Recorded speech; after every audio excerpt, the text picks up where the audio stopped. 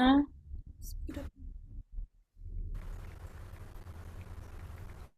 sorry. Okay. It is our great pleasure to warmly welcome the President of Ikatan Cendekiawan Muda Akuntansi, ITSMA, Mr. Raffles Ginting, our distinguished speakers, Associate Professor Dr. Akmalia Muhammad Arif from University Malaysia Terengganu, Malaysia, Dr. Saista Wasiu Zaman from University Technology Brunei, Brunei Darussalam, and Professor Dr. Teresia Dwi Hastuti from Universitas Katolik Sudia Pranata, Indonesia. Our respected moderator, Dr. Masina from Universitas Bhayangkara Surabaya, esteemed academics, researchers, lecturers, and all participants. Welcome to the international webinar entitled Mastering Scopus Q1 Publication Strategies, Responsible AI, and Publication Ethics. My name is Diana Ermawati from Universitas Siapis Papua, and it is my pleasure to serve as your Master of Ceremonies for this evening.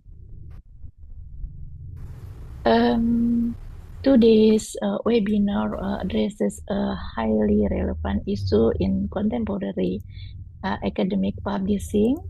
As researchers aim to publish in reputable Scopus Q1 journals, it is equally important to understand effective publication strategies, the responsible use of artificial intelligence, and the ethical principles that safeguard research integrity.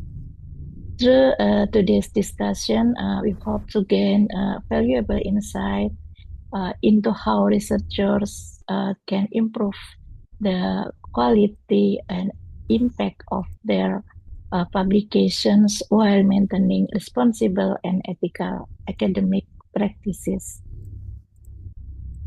Before we proceed, allow me to briefly outline today's program. Ladies and gentlemen, today's program will begin with the ITSMA profile, followed by prayer. We will then continue with the main webinar session, featuring 3 distinguished speakers, followed by an interactive question and answer session, and then the closing of the webinar. On behalf of the organizing committee, we sincerely thank all distinguished speakers and participants for joining us today. Ladies and gentlemen, to formally begin today's program, may I kindly invite everyone to respectfully observe the Indonesian national anthem, Indonesia Raya. Operator, please play the Indonesian national anthem.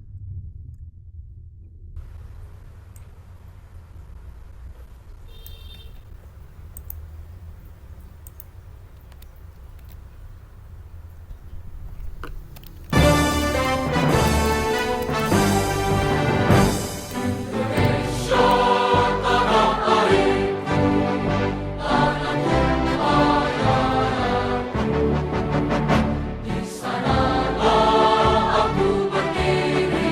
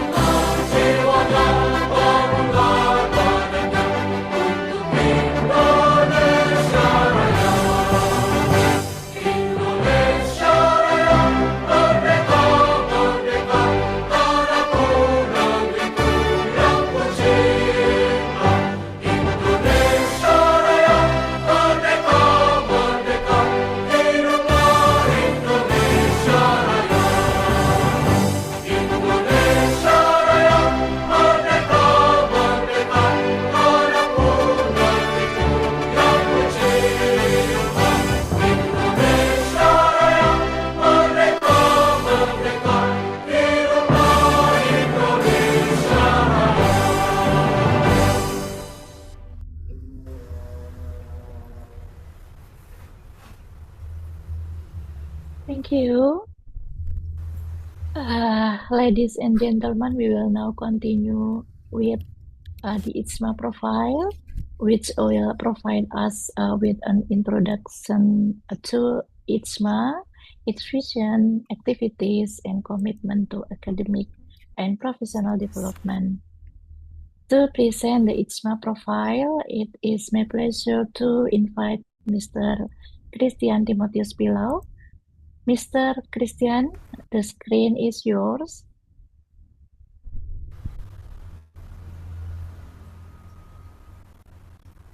Thank you, Miss Yana.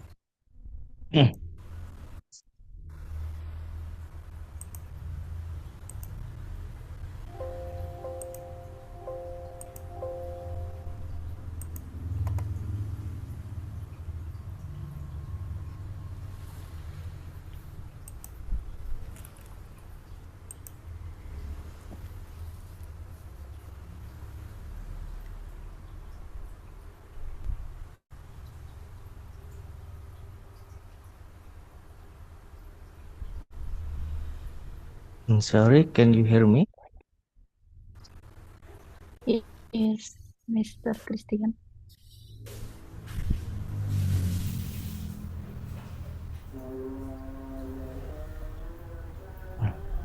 Good evening, Professor, Lector, Participant, and fellow accounting scholar. And today I would like to take you on a brief journey to know more about our organization, IKMA, which stands for Ikatan Cendekiawan Muda Akuntansi. Next.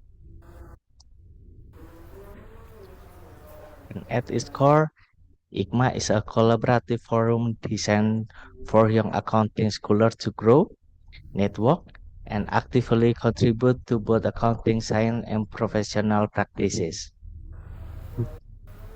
We believe that to build an adaptive and impactful scientific ecosystem, we must establish an intellectual space that fosters critical discussion and cross-institutional synergy. This commitment is strongly echoed by our chairman, Bapak Raffles Ginting. Next, let's look back at how we started. IKMA did not grow overnight. In 2018, it began simply as a WhatsApp group designed to connect young accounting lecturers across Indonesia. By 2021, we officially took our legal form with the signing of a notarial deed at Tanjung Pura University, Pontianak. Since then, we have gathered a knowledge during our anniversaries to reflect and strategize, starting from Pancasila University in Jakarta, Binus University in Tangerang, UPN Veteran in Yogyakarta, to our latest assembly at Dharma Candika Catholic University in Surabaya. Next.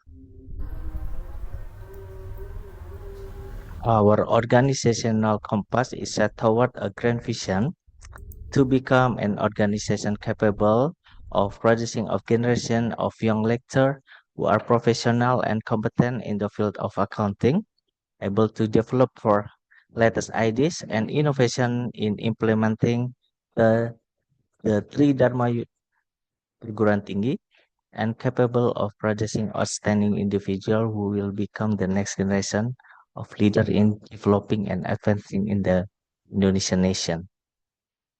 And to achieve this, IKMA actively implementation several missions.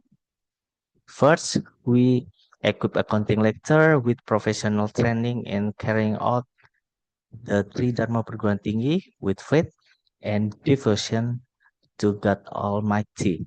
Second, equipping the younger generation of accounting lecturer with the ability to conduct excellent and up-to-date research. Third, providing a platform for young accounting lecturers to participate in the three Dharma perguruan tinggi. Four, organizing training and human resources empowerment to improve the capabilities of accounting lecturer. Fifth, establishing partnership with various institutions and companies, both national and international, to equip lecturer with capabilities and conduct research collaboration. 6. Equipping accounting lecturer to be able to develop their career. 7. Organizing community service activities as a forum for contributing knowledge to the community. And 8. Providing a platform for nurturing talented individuals as a nation future generation. Next. The following is the IGMA work program, offline activities. Next.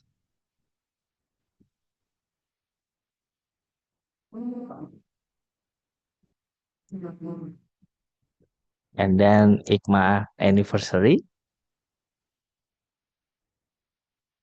Then IGMA class.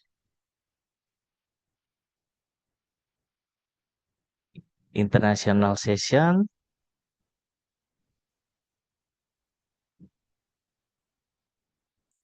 de- Developing a career in teaching.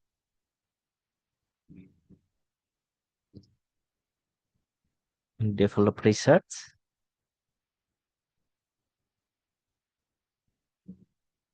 Postgraduate scholarship assistant.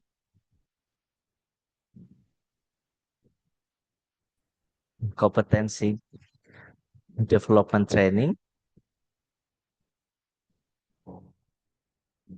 Warnasari.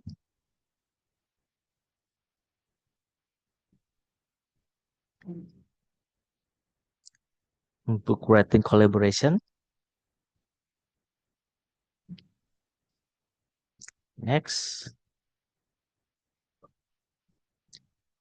A scholar. Scientific publication is our heartbeat. IGMA proudly managing for scientific journal to help lecturer publish their research.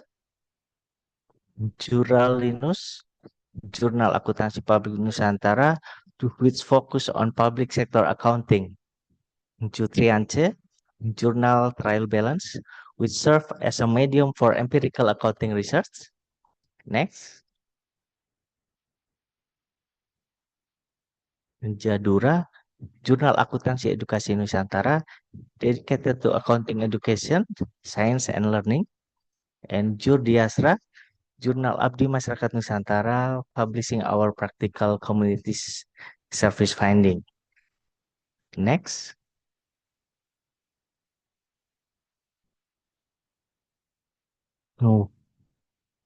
We believe that knowledge must serve people, guided by our philosophy from science to humanity. IGMA regularly organize community service activities to give back to society. Next.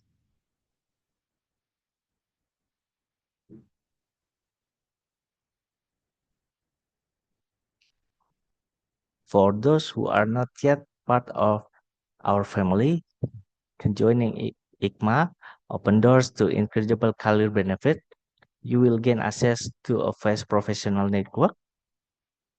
You can access exclusive webinar and competency program, such as our TOEFL or IELTS course, research training, and even free Scopus publication coaching.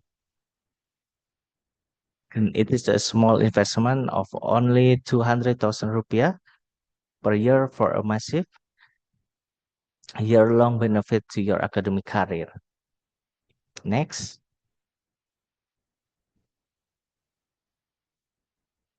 For those of you who still have questions, please contact Mr. Widi.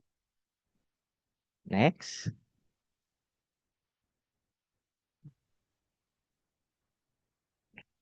And to close, we invite all academics, institutional, and stakeholders to take an active role, strengthen collaboration, and make IGMA our shared home. Thank you very much. Unite, synergize, and collaborate.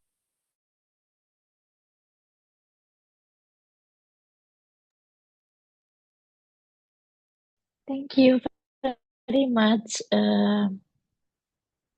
Mr. Christian Timotheus Pilo. for the presentation and for introducing us to ITSMA and its initiative.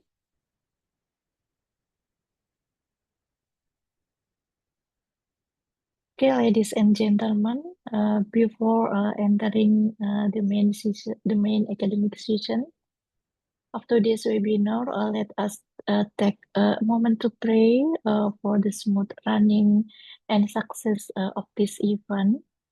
The prayer will be led by Mr. Arnadi Hairunas. To Mr. Arnadi Hairunas, please lead us in prayer. Okay, thank you for the time and screen, Miss Yana. Okay, Bismillahirrahmanirrahim. Assalamualaikum warahmatullahi wabarakatuh. And good evening for all participants. Let me introduce myself. My name is Arnadi Hairunas, a member of ITSMA. It's called Ikatan Cendekiawan Muda Akuntansi Indonesia from Universitas 19 November Kolaka. All praise is due to Allah Subhanahu wa Ta'ala. May peace and blessings be upon our Master Muhammad Sallallahu Alaihi Wasallam, his family, and all his companions. Allahumma salli ala Sayyidina Muhammad wa ala ali Sayyidina Muhammad. Please allow me to lead the prayer tonight in the Islamic way. For those of other beliefs, please adjust in your own way.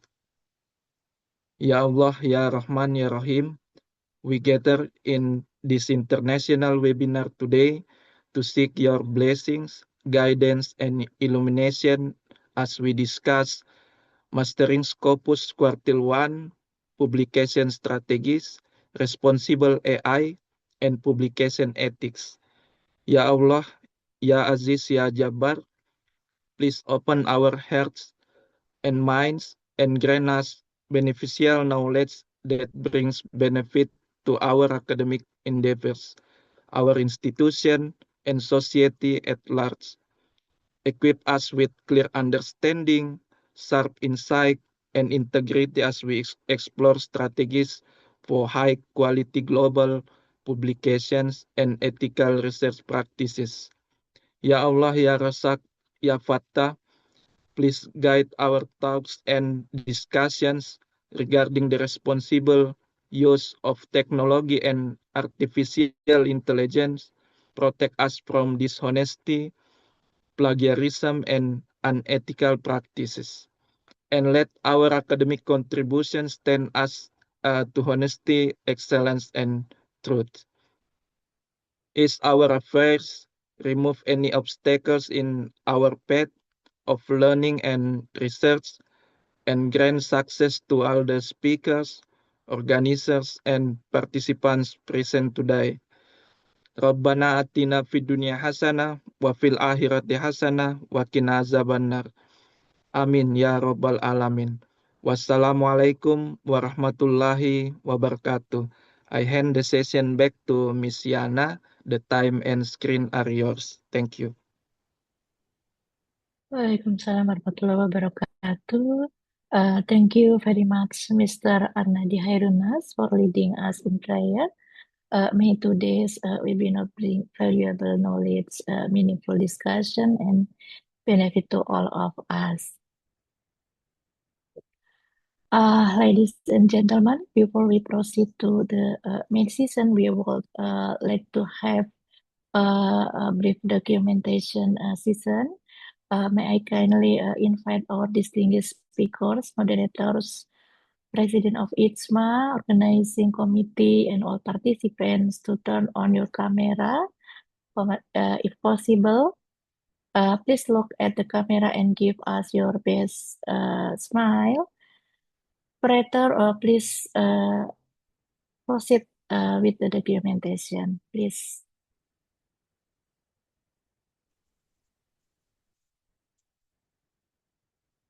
Okay, everyone.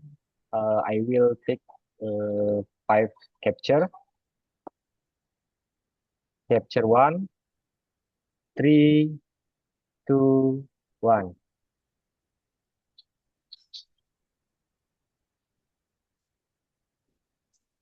Okay, capture 2. 1, 2, 3.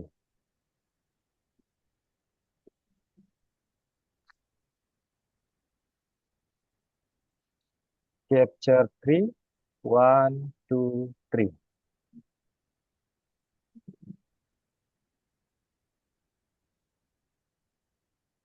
Capture number 4.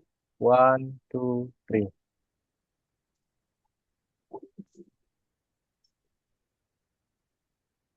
Capture number 5. 1, 2, 3.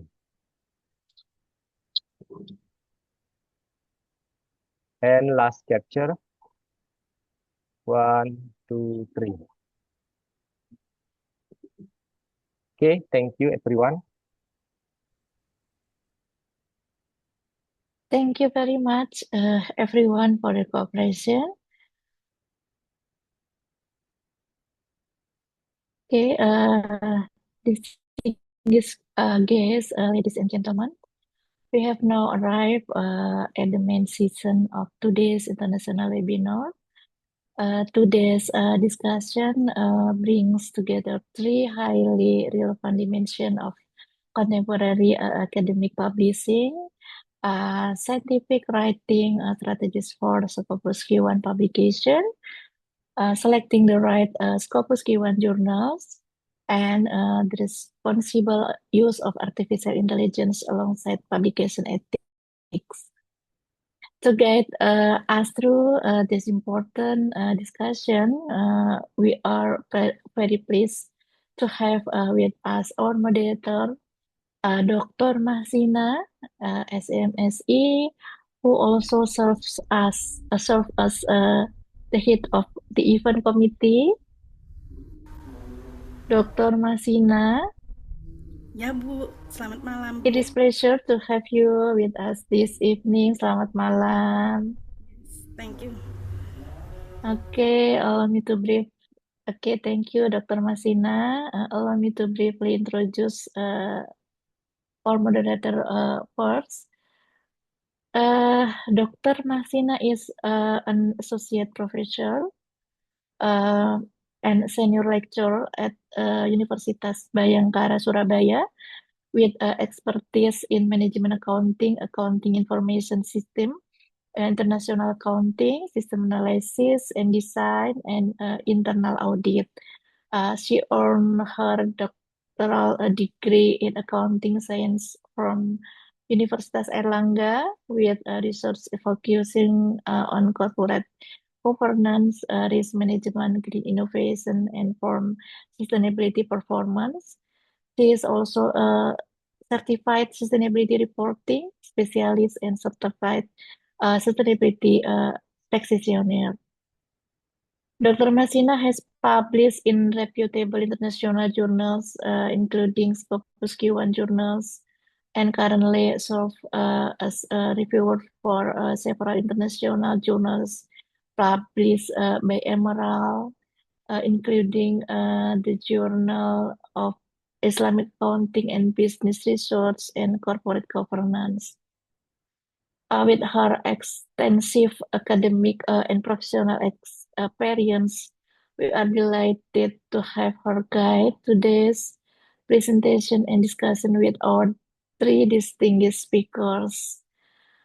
Okay, without further ado, I would now like to hand over the session to our moderator, Dr. Masina. I'm sorry, I can read detail the profile.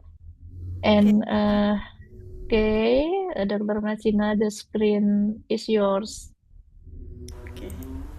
Oke, bismillahirrahmanirrahim. Assalamualaikum warahmatullahi wabarakatuh. Good evening to our distinguished President of ICMA, Ikatan Cendekiawan Muda Akuntansi, Bapak Raffles Ginting, SEMAK. And also good evening to our distinguished speakers, Profesor Dr. Teresia Dwi Hastuti SAMSI AK CA CPA CGAA. Selamat malam, Prof. And next, okay, terima kasih Prof atas kesediaannya untuk mengisi today's session ya for ISMA again and again. And the second speakers, our distinguished speakers, Associate Professor Dr. Amalia Muhammad Arif, Master of Accounting. Dr. Amalia, good evening. Good evening. Assalamualaikum. Waalaikumsalam. Yeah.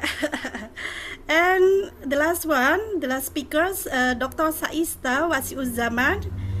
Selamat malam. Good evening, Dr. Saista. Good evening, Mas Ina. Yeah. Our esteemed colleagues and participants, for joining us on today's sharing session. Thank you for your presence. To our international webinar with the theme Mastering Scopus Q1 Publication Strategies, Responsible AI and Publication Ethics. So we have three subtopic for today's session. And for your information, all of our three speakers, Professor Dr. Teresia is the role in IJMA is board of trustee, Ketua Pembina IJMA, and then she is also in charge in head of ethics committee in IJMA, and also for Associate Professor Dr. Akmalia, welcome to IJMA. She has the role in IJMA as a board of expertise currently in IJMA. Thank you for your agreement to us to become our part of IJMA. And also Dr. Saista Wasiuzzaman, she is also board of our IJMA's expertise. Okay, in today's interconnected academic world, we are achieving excellence in publication is not only about meeting technical standard, but also about upholding integrity, embracing innovation responsibly. This forum brings together experts, who will share the insights. Particularly, we need the insight also from Brunei Darussalam and also from Malaysia on how to navigate Scopus Q1 publication strategies, integrate responsibility into research, and strengthen our commitment to ethical scholarship. So we hope this session will inspire collaboration between three countries, Indonesia, Malaysia, and Brunei. Broaden the perspective, empower each of us to contribute meaningfully to the advancement of knowledge. So let us engage actively, exchange ideas, and make the webinar is truly enriching our experience. Before we begin, let me read the CV, curriculum vitae from the first speaker, Associate Professor Amalia M. Arif. Operator, Bapak Made, can you help me to share the screen, please?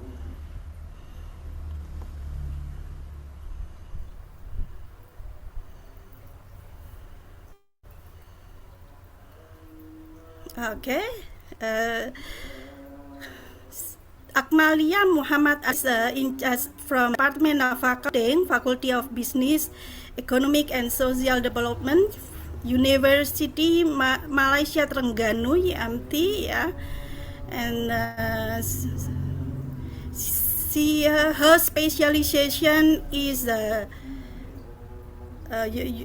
financial accounting and reporting, corporate governance, and this is the academic qualification from her, which is a PhD from University of Auckland, New Zealand, and then Master of Accounting from UITM Sahala, Malaysia, Bachelor of Accounting, University Utara, Malaysia, and then her employment records. Currently, she is an associate professor from the University Malaysia Terengganu, until today. And then membership, she has a in charge in Malaysia Institute of Accountant, Malaysia. I think previously you are a research assistant, yeah, from Malaysia Accounting Standard, Malaysia Accounting Institute of Accountant, yeah, Professor, yeah, Doctor. Like member Malaysia Accounting Association Malaysia. This is the membership of her, yeah. And then next.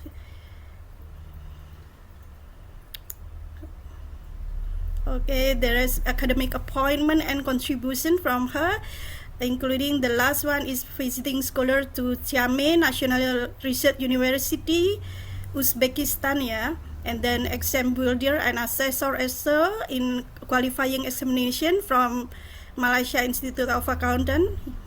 Next.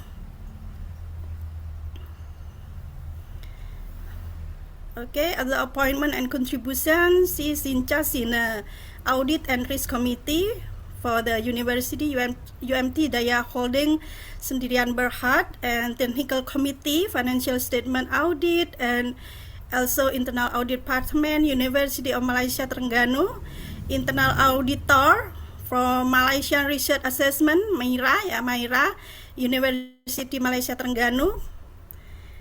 Okay. There is so many experience that she has, yeah, and many research project also. Next. Okay, this is what we waiting for her journal publication history, yeah. This is the latest in the latest 5 years. I've been read for this journal publication, and most of all is in Emerald, yeah. Mostly is the Q1, yeah. The latest one is with environmental, social, and governance reporting, innovation intensity, and investment efficiency. And then next, I think we have 24 papers from Dr. Akmalia here, as mostly is a Q1 index, Scopus. Okay, her book publication, financial accounting and reporting, yeah, her specialist in financial reporting. Okay, there are many postgraduate examination, the latest 5 years or so, as her in charge as the supervisor, yeah, doctor, yeah. Okay, I think that's all for the curriculum vitae from Dr. Akmalia. And then let us begin, Doctor, for the subtopic scientific writing strategies for Scopus Q1 publication. Dr. Amalia, screen is yours. Okay, thank you. So I'll share my screen. Yeah, you may share your own screen. Can you see the slide? Processing. Okay, now can see it. Okay, already. So is it now on sharing mode? Yeah. Okay. So I shall begin, right? Yeah. You may start, Doctor. 30 minutes. Yeah. 30 Right. minutes. Okay. Assalamualaikum warahmatullahi wabarakatuh, and good evening, everyone. So first of all, thank you to Ikma, the President of Ikma, for inviting me for this session. And thank you to everyone as well for attending this session. Right. I really appreciate Dr. Masina's reading my CV just now. Okay, but I would say that I'm partly humble. When I was given this topic, I was like, whether I can deliver as much relevant point as possible, because as you can see, Dr. Masina also has many Q1 publication. So so whether I'm the right person to But yours one is share and inspiring for me. about this, I'm deeply honored with your description. I mean, remark about me. But I will also take this opportunity to not only share my thoughts, but also recapping on how I would also be working on to deliver a Scopus Q1 publication, right?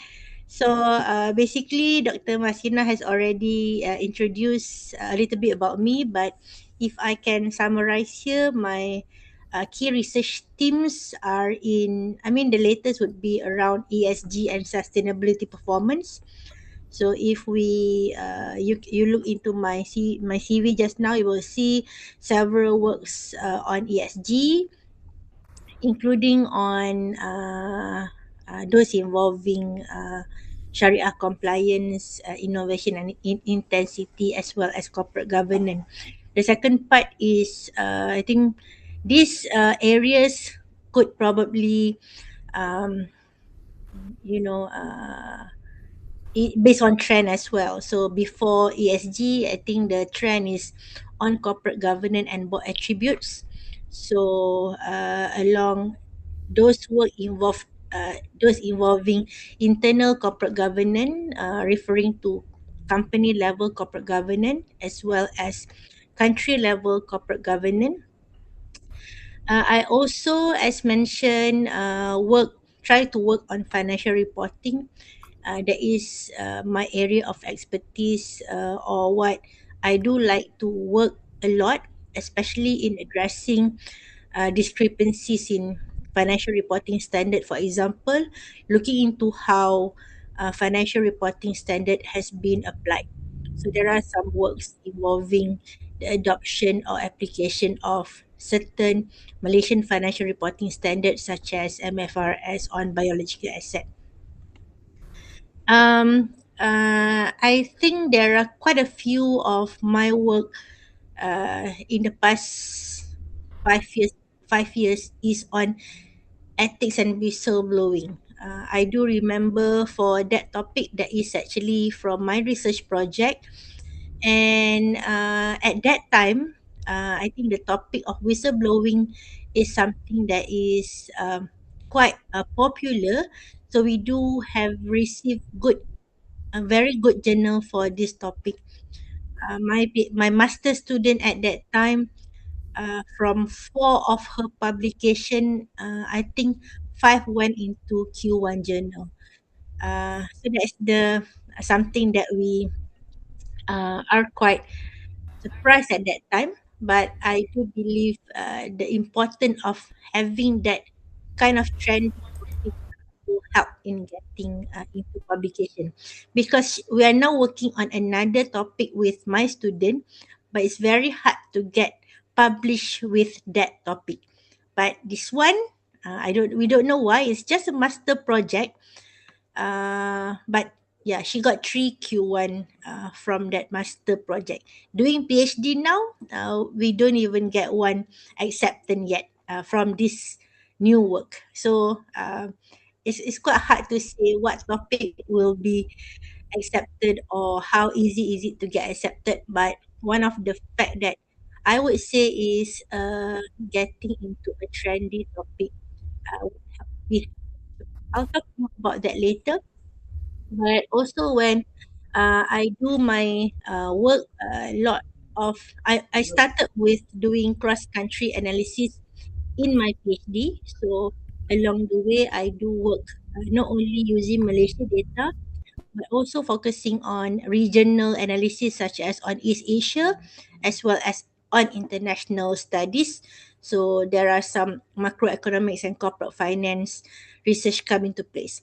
But what I want to highlight over here is probably the fact that I do work in silo. So lots of people around me who is ready to assist. Obviously, you can see the name Dr. Khairul Anwar Kamaruddin from Wollongong in Dubai appears in many of my paper. Similarly, Dr. Wan Adiba, Prof. Hafiza Aisyah, Prof. Iman from Erlangga, and Dr. Taufik from UITM. Okay, so these are my key collaborators from the document you have just now when we extract that into Germany. So you can see this. One of the core point that I want to highlight later at the end of the presentation, whereby one of the strategy to go into good journal is to work with good people, right? So these are the summary of the journal. That's a bit about me. So that's what I said when I say I'm actually questioning myself whether I'm the right person to deliver on this.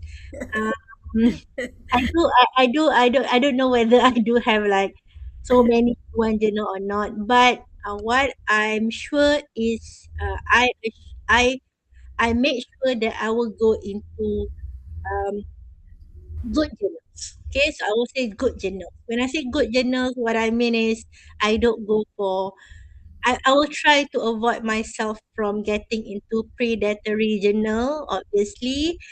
And then I rarely pay for journals. Okay.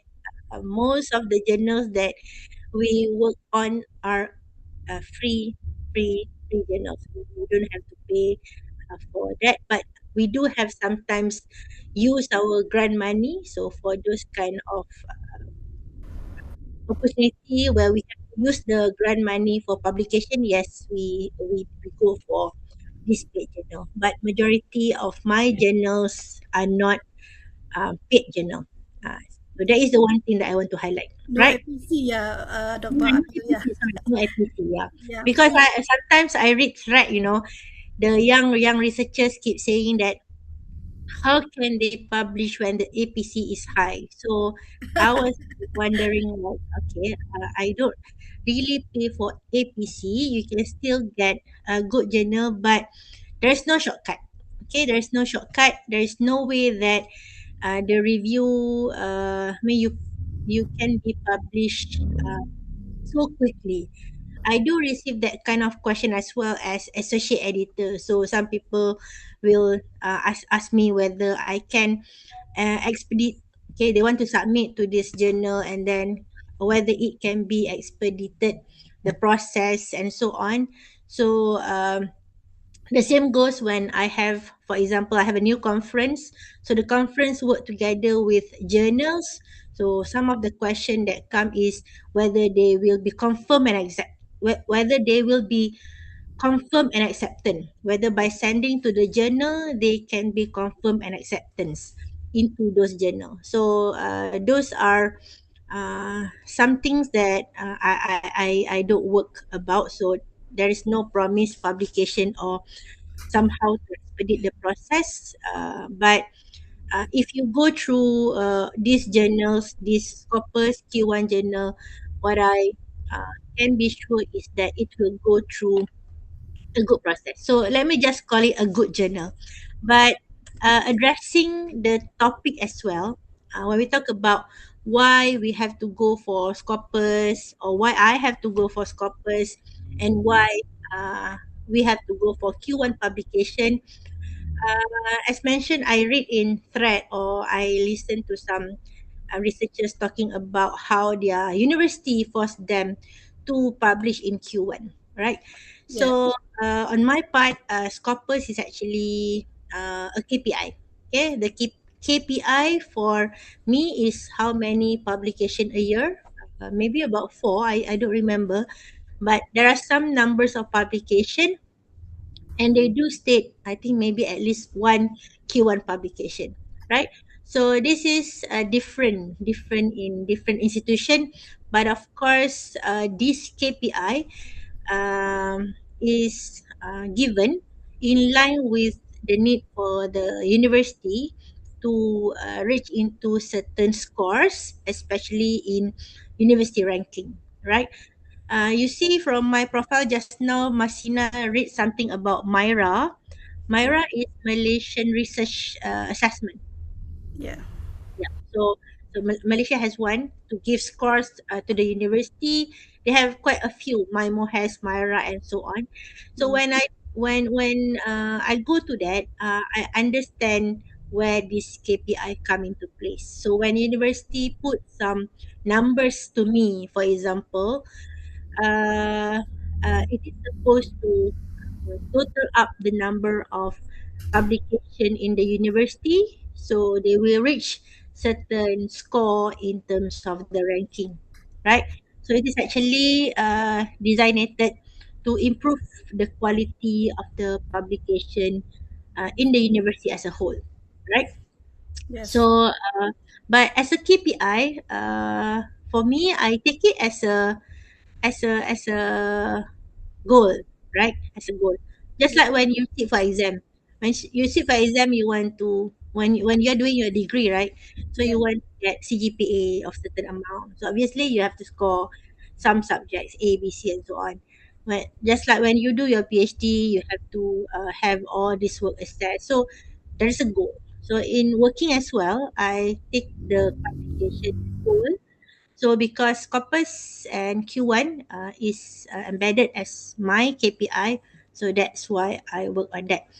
But beyond that, along the way, we used to be in the time where we were not required to do Scopus. I think 10 years back, we were not required to do Scopus. Okay, we can publish anything. So when there is a change from no Scopus to Scopus publication requirement, yes, there are some times earlier when the change is made, but I think along the way, most of my friend and me, we have understand why this happened. So when let me just summarize this slide. I'm not going to read what is Scopus and why Q1 and all that, but I think firstly, I realize now that our work is good. Okay, our work is somehow good. Before this, when I was not forced to go for Scopus publication, I sometimes just send. I'm not confident enough to send my work to good journal, so I just send anywhere. But when I'm forced to as a KPI to go for Scopus, so I realized that, oh, okay, actually our work is not that bad. Okay, so the confidence level is higher because we know that our work, other countries, right? When you go, you see the US kind of work, the China kind researchers kind of work. They are so so rigorous and so high quality. So I do have that kind of like uh, uncertainty or lack of confidence in my work. But when I'm got into this writing for Scopus kind of approach, then I know, yes, actually our work is important. Our work is good. We do have some setting that we have to bring out. Okay, and by going to Scopus, that is how we go for this global recognition of our economic work. At the same time, we are bringing our unique institutional setting of Malaysia and Indonesia, for example.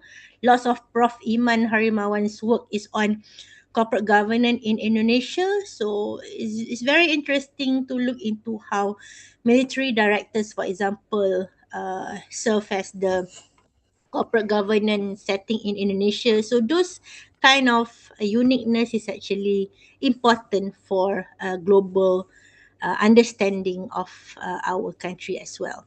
Okay, the same goes when let us talk about MFRS, accounting standard. So I think PSAS in Indonesia.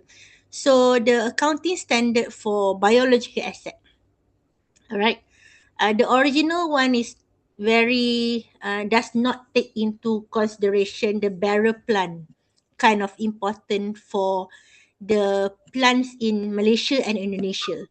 So by having those analysis that look into the specific nature of accounting standards in the context of Malaysia and Indonesia, will bring that into the standard setting. So, if you remember the accounting for agriculture, okay, the original one does not have barrel plant, but with research into how the Malaysian uh, trees are, the importance of getah, pokok kelapa sawit, all right, and all that. So the accounting standard got changed because of the differences in the nature of trees in Malaysia and Indonesia, for example. So we see the importance of having to have our setting. So Scopus would be one of the way of how to bring our work and our setting forward, right? And obviously the university ranking, I'm not really ranking kind of, I mean, very obsessed with ranking kind of person, but yes, for example, in terms of getting PhD student, okay, some students from countries such as, I think, Jordan, maybe when they want to send the students, the scholarship student to universities, they will look into the university ranking. So when we go for Scopus and Q1 publication, we are not only doing it to improve our research profile, but we are actually improving our university profile as well. So more PhD student to come, okay, so more financial sustainability for the university in a way also, right? So that is, I think, three reasons I would say why Scopus and why Q1 publication is something that need to be emphasized. Okay, you have good work, it is worth good publication. You want your setting to be known at the global scale, so that the policy can also consider the setting of our countries. And the third one is to improve your university ranking, so you can get more opportunities from, let's say, a PhD student. Okay. Uh, what I want to say one more is, yep. Okay. Uh, Actually, what is going on now is they are also going for WAS.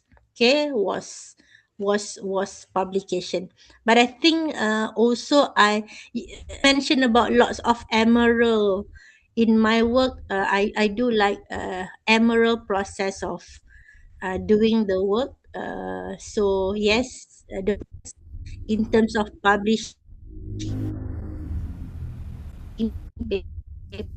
papers in Scopus is quite, you know it will be reviewed, so that's why you will not let go of your good work into the hands of those predatory kind of journals. Okay, so that's the reason. All right. So when we talk about my topic, actually is on how to write, maybe how to get your paper into Scopus.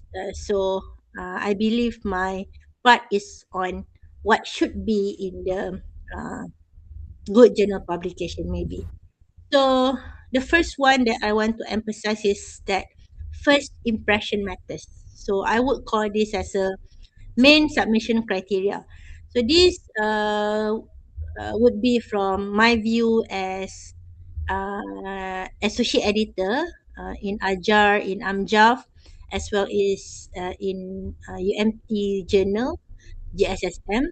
But I also have a hobby, not really hobby, but I also accept quite a few review job. Okay, so when aside from being associate editor, I we sometimes receive reviewer tasks, so from journals. Okay, so I will look into the journal and I will look into the title of the article, and sometimes in a month I review about 2 articles. Okay, sometimes in a month I review about 2 articles. I accept quite a few reviewer tasks. Okay. The reason being is I will inform later why I always voluntarily. So those are voluntary job. When we were asked to review by Emerald, by any journal, for example, mostly are free. But I do like to take those reviewer job. So these are some of the things that I notice from paper that can get accepted as compared to those that can get rejected easily. The first one is first impression matters. Number one is, I mean, all these are very, I think, common, but I'm just highlighting here because I have seen this quite sometimes. Sometimes the title, when I choose reviewer task, I will look at the title. If the title is interesting, I will take it. But then, uh, good title, when you go into that, it can be easily get rejected, especially for point number one, the grammar and sentence structure. Okay, so making sure that there is there are no grammatical errors, right? The sentence are complete and constructed well. Uh, I'm also not um, an, I'm also not good in English in writing, but now we have lots of technology to assist. Okay, sometimes you put that into Gemini to improve your sentence. I mean, check. I always copy and then ask them to check the grammar. So it's my structure, but I ask the AI to check the grammar, and sometimes there are also services of proofreading. So these grammar and sentence structure issues can be addressed easily actually. Okay. Number two, I also look into how citations and references are put into the papers. Could be, should be, there's a full consistency. Whatever is cited is referred to, and then from the references as well, there must obviously be some seminal paper as well as current literature. So when we look into the literature list and then see most of the references are before 2000, no recent one. So that could be one of the reason why that research can be uh, rejected. In a way, also sometimes this can happen with thesis. So you have done your thesis before, now you are converting that into journal, but you have to update your literature to the latest one, right? In terms of citation and references, Dr. Masina mentioned earlier about the use of the technology nowadays. So when yes, in the terms of technology, this that you can get so many citations and references related to your work, but I do also identify certain issues when uh, AI is used uh, overuse of AI. So sometimes this can happen to students as well. So we should start asking students to, understand the text. In the past, when in doing literature review, so we will review top articles, make a literature matrix table, and so on, and write the paragraph. But nowadays, you can prompt and then get a full paragraph with the right citation. But then sometimes I will ask my student, so what do this mean? What do this mean? So when they can answer means they don't read the article. Okay, they don't go and read the article. They only prompt that in AI. So one thing to be careful with citation and references, when AI can help to get relevant citation and references, but also to make sure that those are not fake, and you can understand what you are doing with your LR. Tables and presentation, figures presentation, so you have to be clean in your presentation of tables. I think for in my work, Dr. Cairo, when he used Stata, he already have the prompt, or he already have the command where the tables can be published in good sense. So, but Dufan. who found very bad presentation in terms of spacing of the tables. Okay, so that can kill the paper, even though it is interesting, but those kind of issues you want to address, right? Uh, Academic writing protocol, what I mean is, number one, when let's say I do survey, I do have some survey data. So nowadays, journals want you to disclose your data availability, your funding sources, and ethics approval. Okay, so you have to mention whether this is, for example, interview and survey. So yes, I follow that. We'll ask before the survey question is being distributed. We go for ethics approval. Before interview is done, we go for ethics approval, because in the past I realized journal don't ask for that much. But nowadays, journal requires you to disclose ethics approval. So, in terms of academic writing, the protocols are used, and the format of the journal, the target journal you have to follow. So some are very agile, for example, has very concise word limit.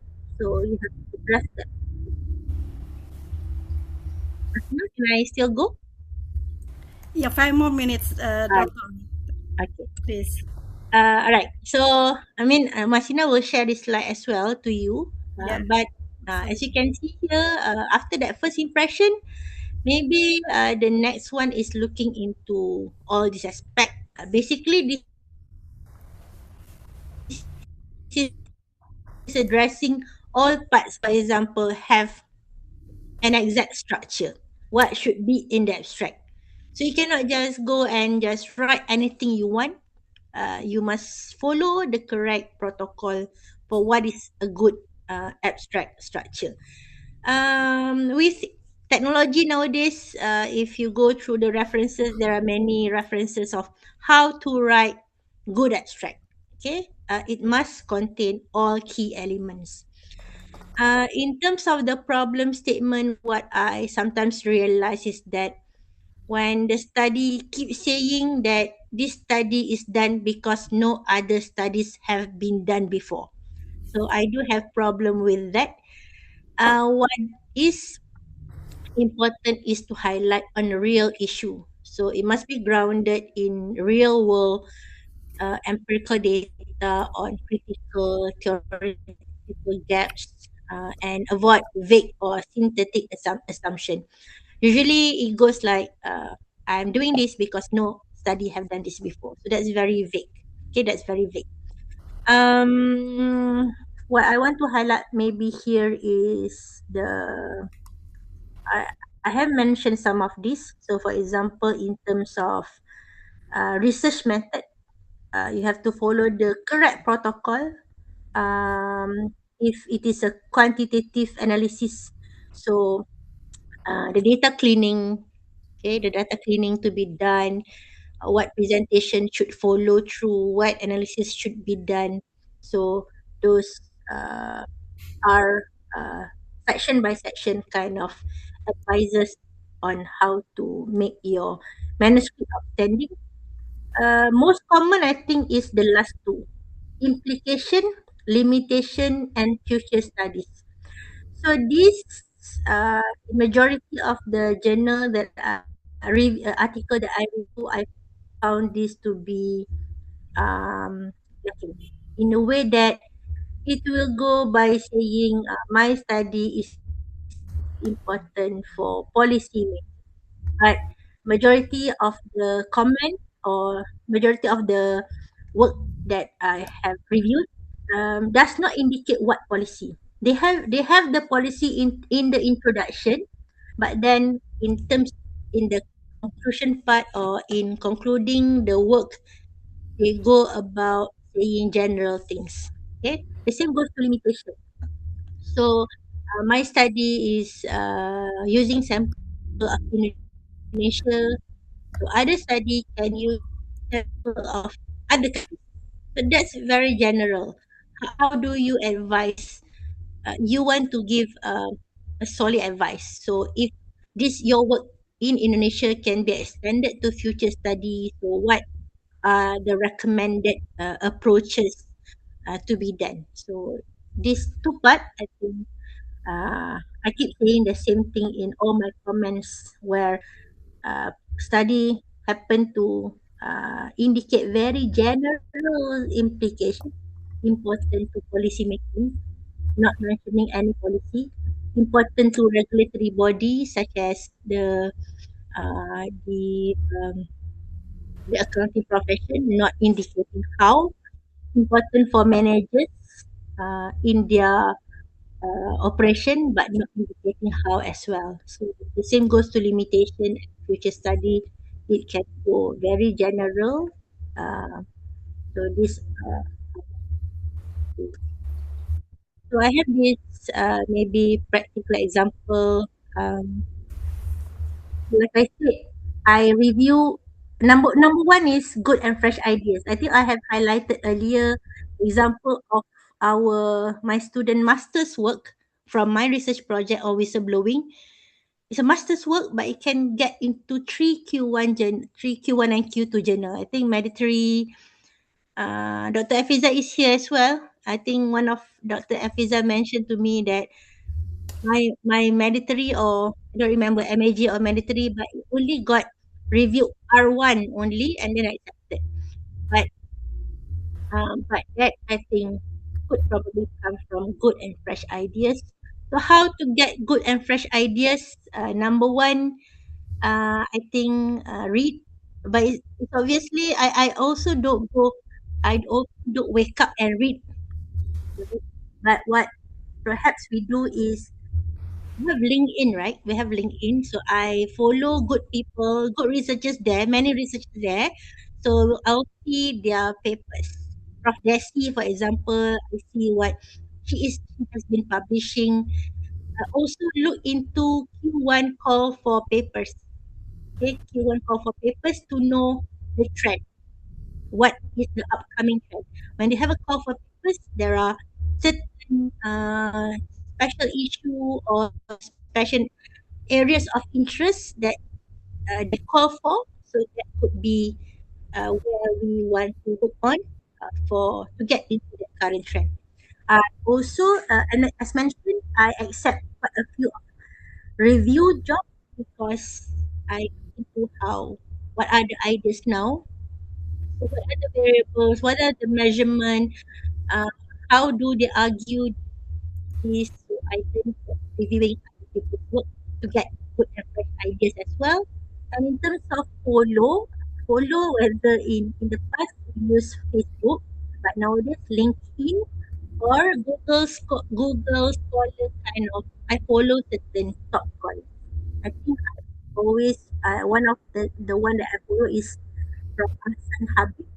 Okay, so I when when he has publication, that it will go into my email to know what he is working on, whether I can follow that. Right. So I think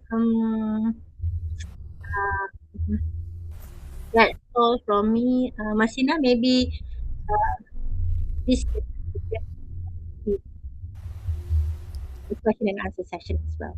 Right. Okay, Dr. Akmalia. Yeah.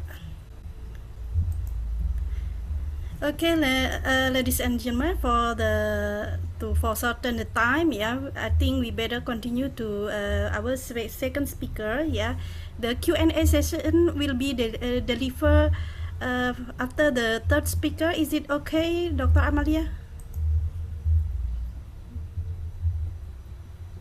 Hello. Yes. Yes. Yeah. Okay. Yeah. Thank you. Thank you. So there is one person I think in the chat asking whether you can share the slide. So yeah, you can. I have already given the slide to Masina. You can share Yeah, it with us. absolutely. Please, Pak Made, can you share the slide in the chat room? Yeah, from the Dr. Akmalia. Okay. Before we begin for the next second speaker, we please help us, Operator Pak Made. Can you share the share screen for the Dr. Saista, please?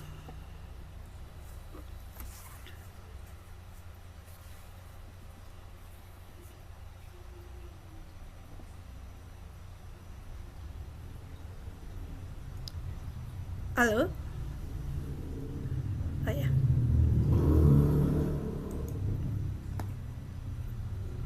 Okay, let me share screen on my own for the CV from the Dr. Saista.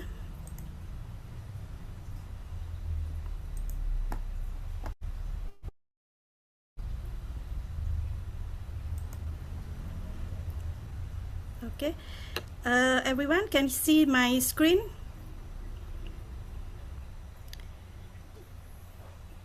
Okay, hello? Yes. Can see my, Yes. yeah, okay. Yes, Dr. Nur. Okay, Yes, thank you. you can see. Okay, yeah, thank you.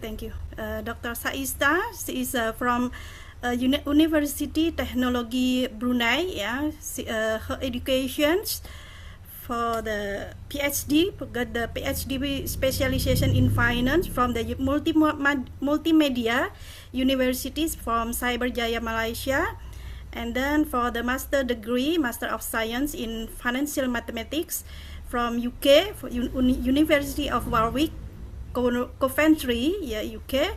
And then the Bachelor of Science in Mathematics also from the University of Brunei Darussalam, and her working experience is also outstanding. Yeah, UTB School of Business, University Technology Brunei. Yeah, currently she is the assistant professor in mathematical finance. Is also involved as an adjunct professor, research fellow from the Universitas Erlangga Surabaya, and also 2002 and 2003. Yeah, she is also got involved previously in Faculty of Management Multimedia University from Cyberjaya, Selangor, Malaysia. Okay, her position, responsibilities on volunteer work. Her latest is as a program leader, accounting program area from University Technology Brunei. Yeah, and then awards, many awards and achievement that she has also. ICHAI International Research Award 2023, this is the latest one, awarded as a gold in the accounting category for paper titled Environmental, Social and Governance, ESG Disclosure, Firm Performance, Does National Culture Matter? And then Research Excellence Award on 2022. Special mention, University Technology Brunei. Yeah, there are many achievements that she has also. Her international recognition, editor-in-chief or co-editor-in-chief from 2022 until April 2026, Journal of Public Affairs, ABCD, Scopus Q2, Emerging Sources Citation Index, and Associate Editor, her involvement in Australasians Accounting, Business and Finance Journal, ABCD Tier B, Scopus Q2, and also involved in Ajar also, yeah, Doctor. Okay, Scopus Q2, ABCD Tier C, yeah, level. Actually, Indonesia not familiar with this ABCD ranking, but Scopus is more familiar for us. International Journal of Emerging Market also Scopus Q2.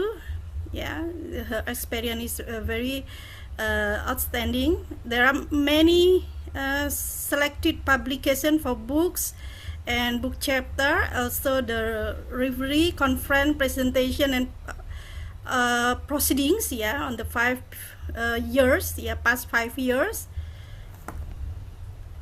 Editorials is so is so many, yeah, also. I think she has a 24 publication, yeah, Doctor. Almost all publication is a Q1 index. Almost all, yeah, not almost, but all. Very inspiring, Dr. Saista. Okay, Dr. Saista, we get back to you, yeah, and time is yours. Okay, thank you very much, Masina. So you can hear me? Can everybody hear me? Yeah? Okay. Yes. Okay. All right. So thank you very much. I just realized that I haven't actually updated my CV, so I think now I should update it. Hopefully next time will be a more updated one. So Assalamualaikum and good evening to everybody. And Waalaikumsalam thanks very much warahmatullah. to thank you. And thanks very much to Ikma to be inviting me to give this talk. So I was told by Masina to talk about, what do you call it? I should, how to target the right Scopus Q1 journal. So I'm just going to share my screen with you first, the file with you. And then I'll start with the presentation. So can you see? Yes, Doctor. Okay. So the thing is, I'm not very used to using Zoom, but I'll try my best. Okay. So I think you can see clearly, right? The slides? Yeah. Yeah, Doctor. Okay. Okay. So let's get into the talk here. So can you actually you can see the screen or you can see the slides only? The screen and the slide I can see. Okay. Okay. So because I think the slides is not it's being okay, never mind. All right, so let's just continue. So I thought, okay, let's talk about I'm not so sure what the expectation was when I was asked to talk about to talk about the right Scopus Q1 journal, but I feel like this is what I want to talk about.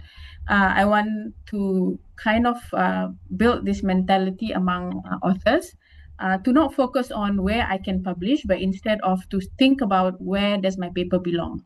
So my talk here will be more about more for our listeners to realize that it's not just about looking at the journal, but also knowing what your paper is about and where it should go for publication. Right. So asking what is the best Q1 journal is actually the wrong way to start. But what the mentality should be is what is the best Q1 journal for this paper, for your paper, right? So knowing that, okay, some journals are really, really good, and I'm sure all of us aspire to publish in the prestigious journals, but not necessarily the prestigious journals are the right journal for our paper. So when you select journals for your paper, you need to think about a few things. One, you need to think about the fit of the journal to your paper, how your paper contributes to the journal. So what's the contribution of your paper? What's the audience of the journal, and how feasible it is to publish in that journal? Okay, so I'm going to look into these things, the fit, the contribution, the audience, so I hope that I'll be able to get people to to think from that point, from that perspective whenever they're thinking of publishing their paper in a journal. All right, so I think most people here would know what is Scopus Q1. I mean, people are like Dr. Masina was saying, you are more familiar with Scopus quartiles. So we want to publish in Q1 journals, journals ranked in the top 25% of their subject category. But you have to remember, if you look at Scopus rankings, journals can be based on different subject categories. A journal could be a Q1 in one subject category, but can be a Q3 in another subject category. So you need to actually look at the subject category in which the journal is Q1. Don't simply choose Q1 just because it's a Q1. So since since I'm quite sure most of the participants are accounting, are from the accounting domain. So you'd want to look for journals which are Q1 in accounting, not just Q1 in anything. All right, because you want to make sure that you reach the right audience. Okay, and you also have to keep in mind that rankings don't stay consistent, that they may not be consistent, they can change over time. And this is very, very important. I don't just look at whether a journal is Q1, I actually look at the evolution of the journal over time. Has it consistently been improving? Has it been Q1 for, say, the last 4 years? Or is it like, okay, last year it was Q1, suddenly it dropped to Q3, and then the next year it went up to Q4, Q4 and then Q1, So if you have this volatility in terms of its ranking, I would advise you to stay away from this kind of journals. So you want journals that are consistent in their ranking, and you can see the good journals, they usually are like that. All right. And then you have to also keep in mind that you have different ranking systems. When Masina was showing my profile, I'm sure you saw, and she also mentioned there's the ABDC ranking. I've put down the ABS journal ranking. All right. So ABDC is the Australian Business Deans Council ranking that's being used by Australian universities. They don't use Scopus. They do use Scopus, but ABDC has more priority over Scopus. And then you have the AJG, the Academic Journal Guide. That's for the UK universities, and they have different rankings as well. So I would advise you to look at the different ranking systems and not just to focus on Scopus. So what I do now is I make sure that the journal is in at least all three of these ranking systems. So the journal should be in Scopus, it should be in a good ranking, it should be in ABDC, at least an A or a B, all right? Of course, preferably would be A, and hopefully it's also in AJG, which is the UK ranking, because the UK ranking is the toughest one. So currently my focus is more going up the UK ranking rather than focusing on Scopus and ABDC.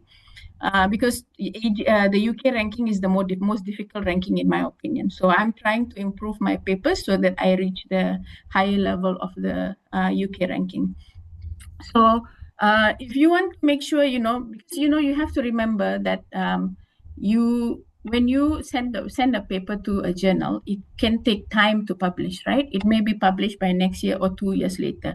You don't want that, today you send to a Q1 journal and 2 years down the line when it is published, or 1 year down the line, it becomes Q3, right? So you want to make sure that it's consistent so that, the chances of it dropping to Q3 is less. So look at the overall ranking over time, look at its ranking in other systems, and is it there in all the other systems? And is it like,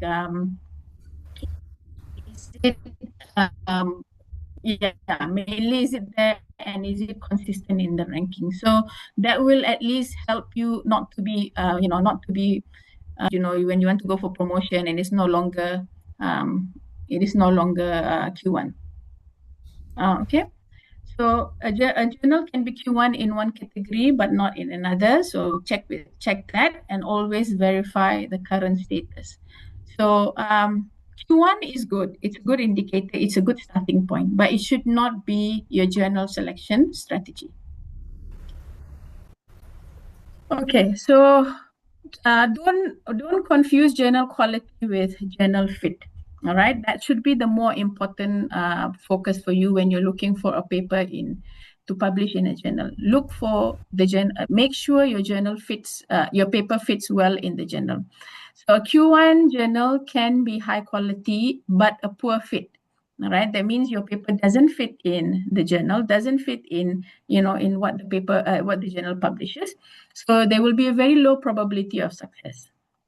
Right, you may want to go for a less prestigious journal, but still be high quality, but you have an excellent fit. Now, if your paper fits very well in the journal, then it will be a stronger target. So what you need to think about is prestige, fit, contribution, and of course, finally the prestige, and that's it. And then you just want to submit to the journal.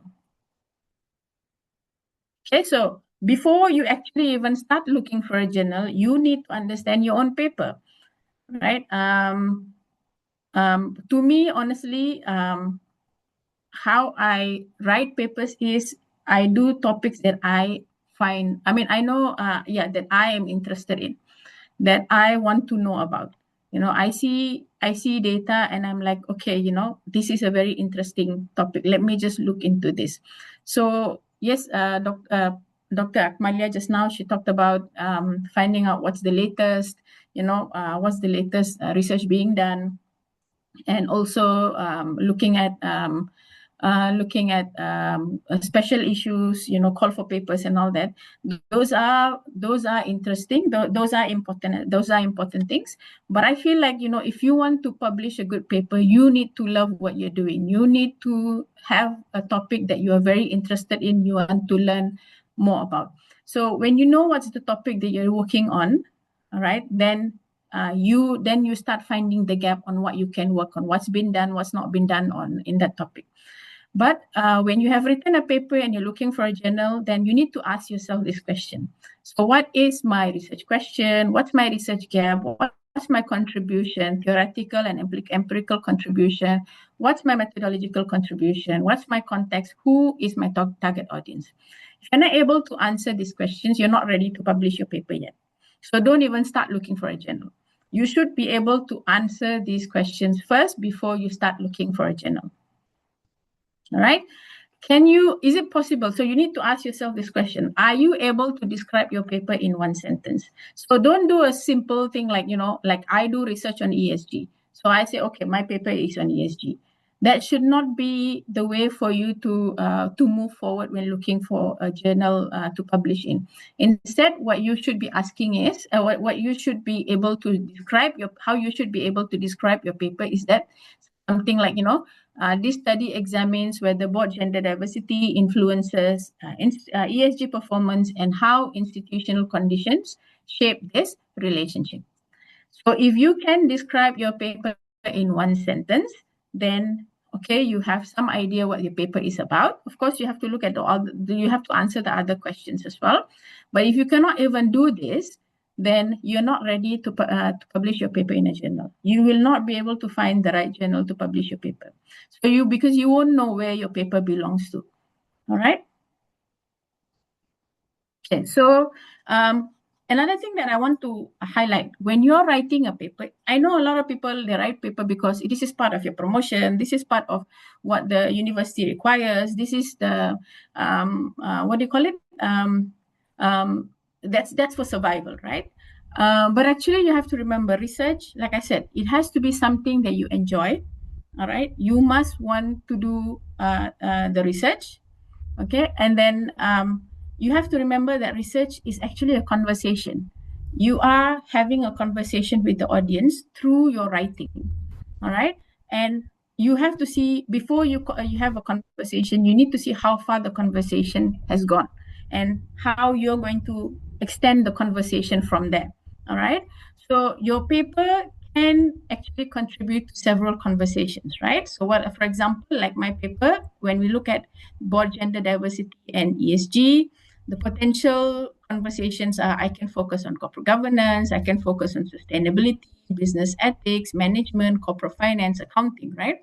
So you need to ask yourself, which of these conversations do you want to contribute to? Which is the most central conversation for that your paper is having? Where is it contributing to? So if, let's say, you decide, okay, the paper that I'm writing is contributing to sustainability, then of course you need to target sustainability journals. Right, but if your paper is focusing on corporate governance, you feel the conversation that you are bringing forward is more on corporate governance, then you should target corporate governance journals. Okay,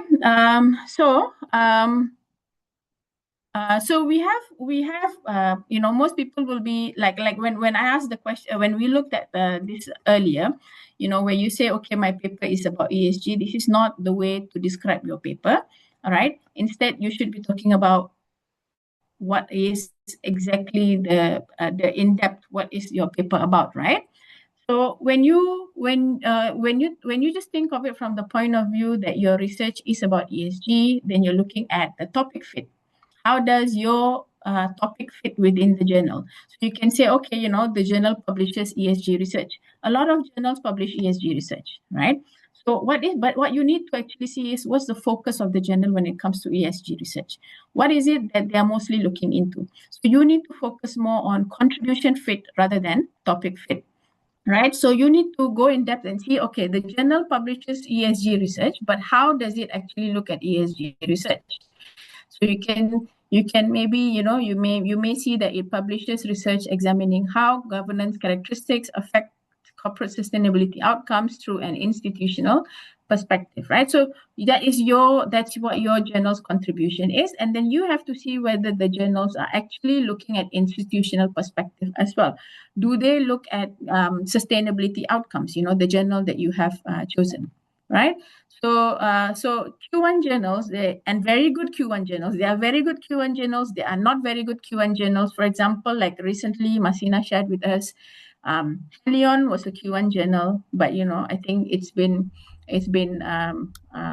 I think it's been kicked out of Scopus. Maybe, I'm not so sure. I haven't checked it, but it's not a Q1. It's not a good Q1 journal. So if you want a good Q1 journal that's going to be consistently in the rankings and maintain its ranking over a period of time, it has to be a good Q1 journal, right? So Q1 journals, they care about the second one, which is your contribution fit. They do not really care about the topic fit. So you need to ask yourself, does my contribution fit with what this journal publishes? Okay, so Masina, because I'm not able to see anything, like the what do you call it? The screen aside from my slides, right? So if there is anything, just jump in and just ask, just say something, yeah. Otherwise, I'm just gonna. Yeah. Now the screen is right. start with the journal scope. Yeah, no, I'm saying that because I can't see the participants, I can't see the questions and all that, right? Because I'm only seeing my screen, only my slides. So if there is anything, just jump in and just say something, yeah. Yeah. Okay. I think Dr. Afisal is joining us. Yeah. Okay. All right. So what I've said so far is, like when you look for a paper, when you look for a journal to publish in, you need to make sure that your paper fits within the journal's conversation. What is the journal focusing on in terms of, what kind of conversation is it having? If you're talking about corporate governance, what kind of conversation is it having? So would you fit within will your paper fit within that conversation or not, right? So how? By looking at the contribution of your paper. So focus on contribution, don't focus on fit, right? Okay. And then so what you need to start, so look at the aims and the scope of the journal. All right, what are the topics being covered? What's the theoretical orientation? Recently I wrote a paper on, because nowadays I'm writing a paper on board gender diversity, because initially I used to write on ESG and board gender diversity. Then I'm slowly diverting away from ESG more into board gender diversity, not because that's what everybody is doing now, but because that's what I like. So, I enjoy trying to understand board gender diversity. So I realized that when I talk about board gender diversity, I can actually also look into human resource management paper, corporate governance papers. So, like one of my papers, I've sent out to a journal called Personnel Review, which is a human resource paper, and then I realized, the discussion there is more from the human resource perspective. So you need to see the theoretical orientation. Initially, when I sent to that paper to Personnel Review, I was thinking more from the point of view of corporate governance. Then I realized if I'm going to submit the paper to that journal, they're not going to accept this because it's more from the corporate governance perspective, whereas they are a human resource journal, right? So, of course, when you are going to publish your paper in a human resource journal, then the theories will be different. The way the theories are discussed, the kind of theories that will be used will be different. So I've got the response for that, the review for that paper already. It's a major corrections. They want me to go more into the theoretical perspective, look at the political parts and so on. So it is important that you understand what is the theoretical orientation of that journal. All right. know your target audience as well, because every journal has its target audience, and you can get that from the scope, from the aims and scope of the journal. All right. Look at the methodological preferences. A lot of people may want to do the most complicated analysis at the moment. What is being done at the moment? What do you call it? Endogeneity and all that stuff, right? But look at the journal. Do they actually publish a lot of complicated methodologies, or are the methodologies very simple, right? So look at the methodological preferences of the journal. What's the geographic focus, and what are the types of manuscript that's being accepted, right? Once you've looked at the aims and scope of the journal, you know what the journal scope is going to be, so you know what the journal is going to publish. Don't stop there. Don't just look at the aims and scope. Go into the recent publications, all right? Recently, what kind of papers have been published in the journals? What kind of call for papers have been, have been given? Is there in the journal, right? So the publications will tell you what the journal actually publishes. All right. Okay, so I'll read the last 2-3 years paper. I think the last time, I don't know whether everybody was here, the last time I had a talk for ICMA as well. I did mention that, there was a paper that I wrote on retirement readiness that I sent to the Journal of Business Research. Because the paper was based on the theoretical model, and the main focus of that paper. The main paper that we referred to was from the Journal of Business Research, which was published in 2021. So we are sending the paper out in 2025, a new paper based on a paper that was there in the Journal of Business Research in 2021. When I sent it out, it was rejected. Right, so I wrote back to the editor and said, because it was rejected because it wasn't a good fit for the journal. So I wrote to the editor and I said, how can you say it's not a good fit when you already have a paper that's there, on the same topic being done, like about 4 years ago. So the editor explained that, we had a change of editorial board, and now they focus. We used to have this kind of papers, but we don't have anymore, so we're focusing more on this. So that is why it's very important for you to see what is the trend in the journal in the past 2-3 years. What kind of papers have the editors been publishing, been accepting, and what kind of papers have been published. So look for the research topics, the theories, the methods, the data, the countries and the context, the research questions, the types of contribution. So you need to ask yourself, when you look at those papers, would my paper look like it belongs among these papers? So remember, it's a conversation you're having, right? So there's a lot of conversation going on in the journal through the papers that have been published. So does my paper fit within this conversation, or am I suddenly talking about something completely different? So if that was the case, nobody is going to be interested in publishing your paper, right? So what you need to do is that you need to find 5 to 10 similar papers from that journal, right? That are closest to yours. Compare these things, which is your topic, theory, method, context, contribution, audience, all right? And then see how well does it fit with those 5 to 10 journal papers that the papers that you have identified. So belong to you want to be part of the conversation. You don't want to be completely out of the conversation, right? But at the same time, you also want to contribute something new, right? So now, so you have identified 5 to 10 journals. Don't just read those papers. Study how they were written. All right.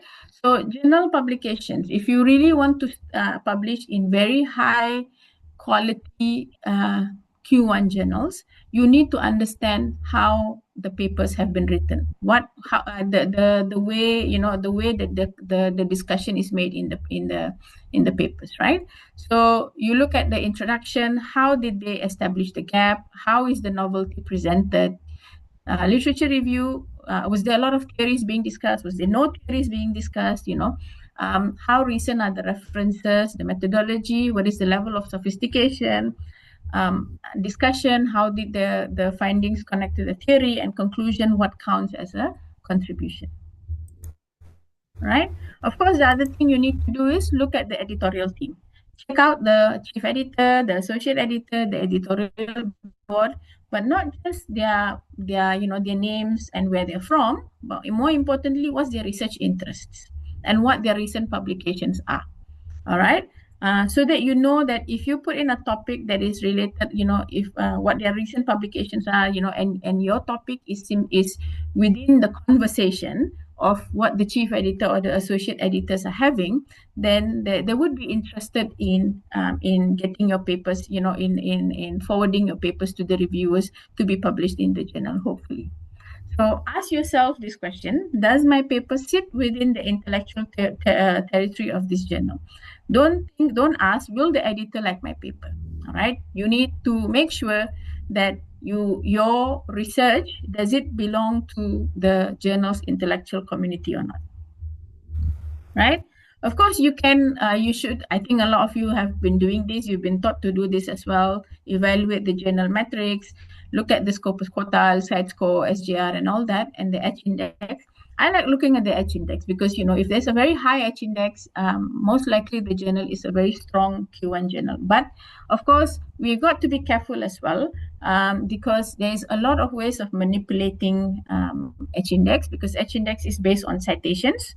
Some journals require you to cite 5 to 10 papers from the journal. So obviously that will push up the H index. So I think you need to actually do a bit of investigative work before you actually decide on the journal that you will be publishing in, right? So these metrics, so given that there's a lot of things that people do, that journals do to try to increase their visibility and all that stuff, not necessarily ethical things all the time. We need to be a bit careful about journal metrics, right? So because journal metrics tell you about the journal, but like I said, you have to be careful because how the metrics was achieved. If you know the backstory, that would be great. All right. But also the other thing is that journal metrics, they don't tell you actually whether your paper belongs in that journal or not. All right. So verify the Q1 status, like I said to you just now. What is it indexed in Scopus? What is the current quartile? In which subject category is it Q1? Which year or ranking are you using? Has its status changed? And are you relying on an official or current source? So make sure you go to Scimago Scopus website, the scimagojr.com. Go there and look at the ranking. Make sure you look at the stability of the ranking as well. Don't just go for screenshots. Don't just accept whatever people give you. This is Q1. Like sometimes journal will have in the journals itself they'll say Q1, but when you go to the Scopus website, you don't find that they are Q1. So you have to actually verify the claims before you accept that they are Q1. So don't be fooled. There's a lot of people, a lot of journals out there trying to fool authors. The reason being that academics are desperate because it's part of the promotion, right? It's part of your survivability. So they know people are desperate to publish, so they have a lot of they say all these things is Q1 and this and that, right? So do your homework before you actually send your paper to these what Dr. Akmalia said just now, predatory journals. Okay. Okay, so I'm just going to skip to this because I think Masina is going to share the PowerPoint slides with you. All right? Yes, Doctor. I would actually advise you to have a list of journals. Yeah? Pardon, Masina? 5 more minutes, Doctor. Okay. Yes, hopefully I'll be done soon. Okay. Yeah. So don't just have one journal. We usually have a list of journals. We kind of know what are the journals we want to send to. So of course we have dream journals, which are highly prestigious, strongly fit, but these are going to be very tough to get in. So, but we should also have a list of target journals, which are excellent fit. They have a realistic level of contribution, and there's a strong probability of peer review, and also you should have a lower, a bit of a not the very high ones, which is alternative journals, so which are good fit, they're reputable, they're lower ranking or different positioning, right? But the most important thing is that does it actually fit within the conversation that you are trying to have, right? So the strategy is to prepare a submission hierarchy before submitting. So have a list of journals. I usually send to the best ones first, Q1. I know there's a high chance of being rejected, but there's always this what we call rezeki, right? Mana tahu ada rezeki, we may be able to get in, right? So I usually send to a very good journal because I think, okay, it fits and all that. But I know, I'm not as good as as what the journal. I mean, I don't think I'll reach the level of the journal yet. So I do have a whole list of 5 to 10 journals that I have. That okay, if I get rejected, what's the next journal that I go for? Okay, so there is a difference between being ambitious and being unrealistic. So you ask yourself 3 questions. Is my research question important to the journal's audience? Is my theoretical contribution strong enough? And do recent papers demonstrate a similar level of contribution? If the answer is yes, you have a strong potential target. If not, if only the topic is matching, then you're not ready for that journal. Okay. Dr. Akmalia, she talked about the desk rejection. How do you avoid desk rejection? So she talked about, structure and all that, right? Okay. So I think everybody knows what's desk rejection. That's when you have to go past, the first stage of journal publication is you need to go past the chief editor. All right. And then the associate editors, right? You got to go past them before you actually reach the reviewers. So if your paper is not a good fit, it may never reach the reviewers. So these are some of the common reasons why your paper may be desk rejected, which is poor journal fit, weak contribution, unclear research question, weak theoretical positioning, insufficient novelty, methodological concerns, poor writing, inappropriate context data, and a failure to follow journal requirements. All right. The thing is, once you've gone past the editor, the reviewers are much better. Editors can be quite cruel right from the beginning, because they're like, okay, it doesn't fit, that's it, out. Reviewers, they're the experts. Once it goes to the reviewers, you're going to get feedback from the reviewers. Unless your paper is really, really bad, the chances of getting a revision may be there. Okay. So the editors, the chief editor, what would be the thing that they're looking at? They'll be like, why should I even consider this paper, right? What's so interesting about this paper? How does this paper fit in the journal? And why now? Why is this topic interesting now? All right. So why this journal? So why, like I said, how does this paper fit in the journal, isn't it? So, and then why should our readers care? And what does this paper add? All right. If these questions cannot be answered quickly, the chances of desk rejection are very high. Right? So before you submit, you need to answer this. You need to complete this sentence. So this paper is appropriate for the journal because of what? Give 3 specific reasons. If you cannot give these 3 specific reasons, then think about other journals. Reconsider whether this journal is a good fit or not. If it's not, then you need to start looking for other journals as well. Right? So what are the common journal mistakes, selection mistakes? So you're only choosing it because it's Q1. You're only focusing on the size score or the impact factor. You have not read the recent papers, like Dr. Akmalia was saying just now. You need to be able to cite papers from the past, about 5 years. If you have 2-3 years, would be much better. You ignore journal scope. You choose based on a colleague's publication. So somebody has published, you also want to follow. You'll be like, if that person can publish, I can also publish in that journal. All right. You targeted a journal far above the paper's contribution. You have a very small contribution, but you want to publish in a very, very high quality journal, because high quality journal wants very strong, deep contributions, big contributions. So you submit the same paper to unrelated journals. Like I said just now, when I submit the paper to human personnel review, it's unrelated if I talk only about corporate governance. So I need to fix the paper to make sure it's about human resource management.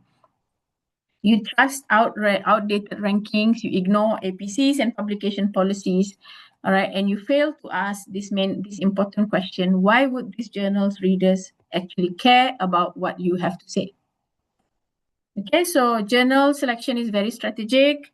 You have to look at the academic fit, the practical fit, and also the career fit. But you can see career fit is kind of like the last thing for you to be actually looking at.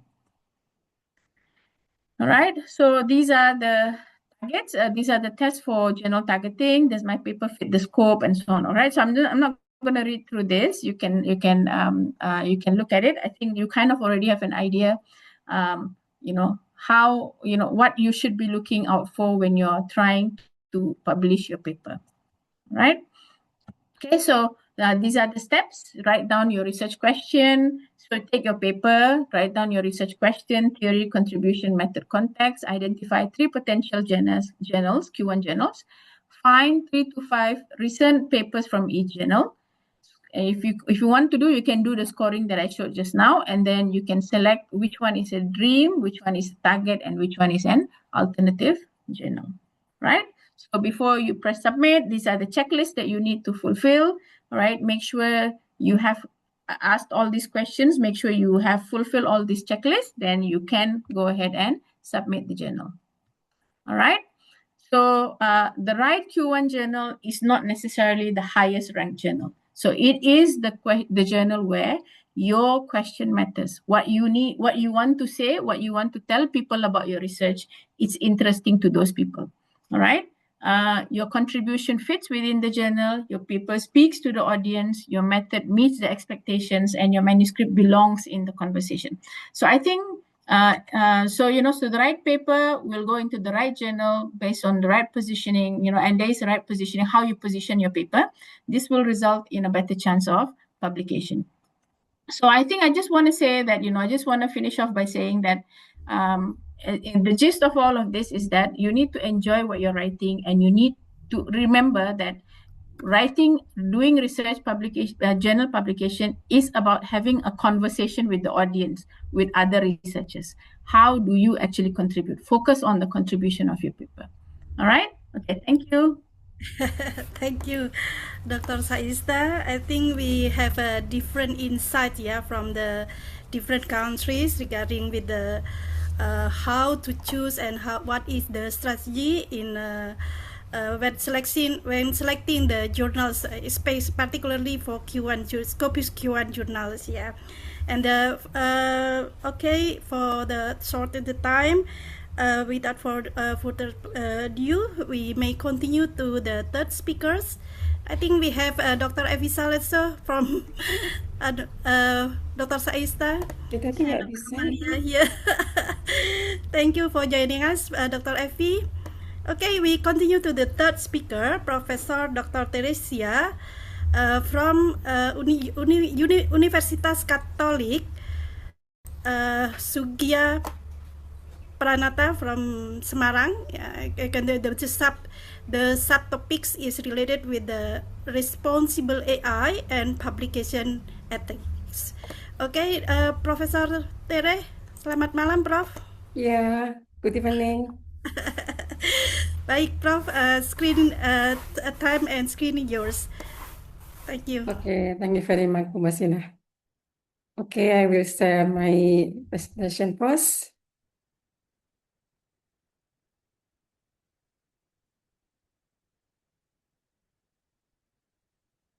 Okay, good evening, everyone. Thank you for the opportunity for me to share and to discuss about the material, and I get asked from the committee that I should discuss the responsible AI and publication ethics. Okay, we know that now currently we have so many obligation to take some publication for our metric of the performance, maybe, So we should have many challenges to have some publication in the reputable journal. But we know that there are many challenges too, or barriers to us, how that we will make some publication, because we know that we have some publication, and we have the publication with the reputable condition. That means that we have the quality of publication, and this useful for us and for the publication to our journal to create some quality, create some performance to us. But we know if there are many challenges for us to take the some publication, we should do with the ethical publication. So now we should know what the publication ethics that we should obey to be the standard when we will to create some article and will send to the journal and get the publication from that. So what the meaning of publication ethics? I think all of us know about that. Yeah, and some journal will have requirement for us to use or to make some article with the publication with the ethical ones. Yeah. So publication ethics is the set of moral principle and professional standard that will take to all of part of the publication, or we call the scholarly communication about the how to plan of the article or to manage of the some data, and then how to review, how to writing of the article and editing and then publication. So all of the part of the scholarly of the publication, we should to ensuring about the integrity, honesty, transparency, accountability, and fairness. And what about the integrity? What the meaning of integrity?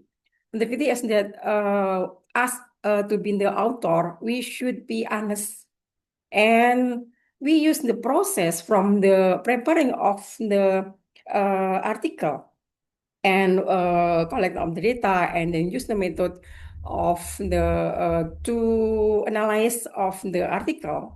We should be honest and truthful in the scholarly works.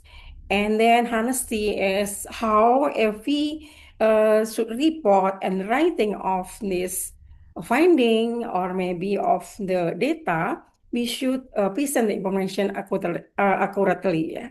And then transparency is about the how if we take some data, we should upload the data, and we should use the method, and we should describe the method and the potential conflict interest. Maybe we should disclose about that. That's mean the transparency and accountability. That's all of the scholarly work that we have to be author or to be a reviewer or to be the editor. We have responsibility to take the or to create the quality of the process.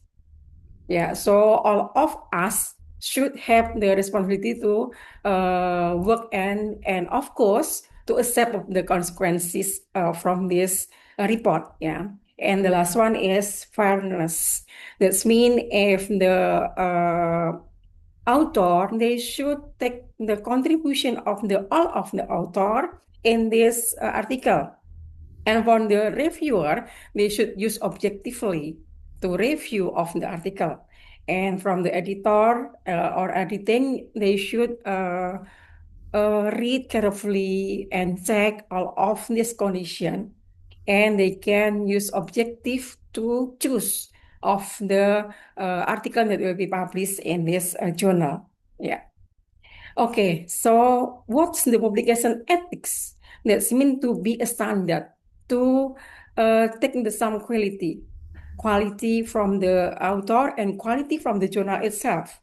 Why? Because if we have the article that reputable or have the high quality, that means will create or will increase the reputable of the author itself and to the journal itself. Yeah, so all of this publication I think is will effective to the author and to the journal itself. So we should know about the goals of the publication ethics. The first will ensure research is honest, trustworthy, credible, and have the contribute to the advancement of knowledge and to be in the benefit for the other author, the other institution that they need to read or to accept or to use or to make the citation. So they will believe that this is a good article or a quality of article. And the second one is good ethics in publication that will be build trust in the research and then will increase integrity of the science. Yeah. And we know that there are many parts of the publication from the process, from the prepare of the article until publication. You have 4 parts from the who is involved in the publication. The first is author, second one is editor, the third one is reviewer, and the last one is institution and funders. What the responsible of the auditor? I already discussed first that auditor have responsible about how they will conduct the research. That when they plan to make the research, they will have the members or team, and all of team should have contribute to this article.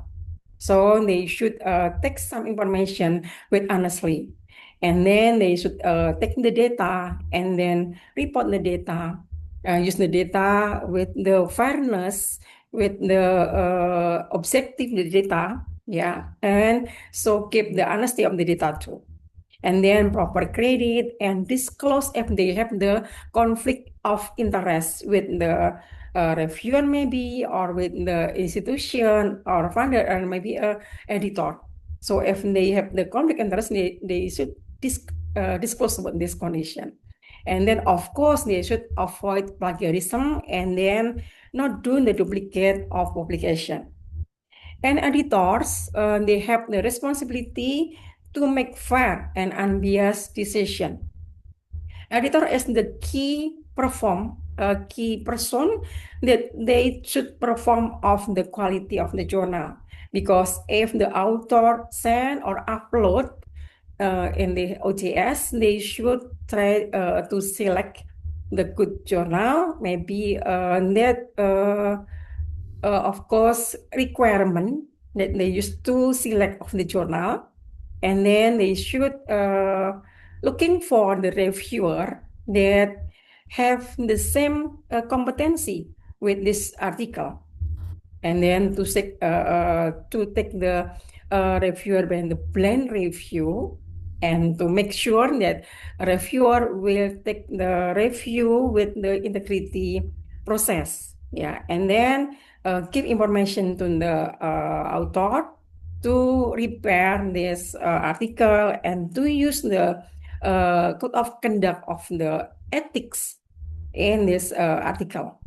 And the third one is reviewer. We know that in the good or reputable journal, they will take some blind review to the reviewer, because they need that the review will fair, will objective, and of course confidential review that will be done by the reviewer.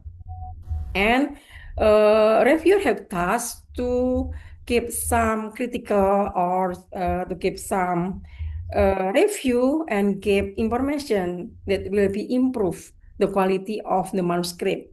And then, of course, they should avoid conflict of interest. If reviewer have the conflict of interest with the author, they should disclose to the editor, and editor will make some decision how about the maybe change of the reviewer. And the last one is institution or funder. We need funder to take some publication. Of course, but the fee of the publication is very, very important.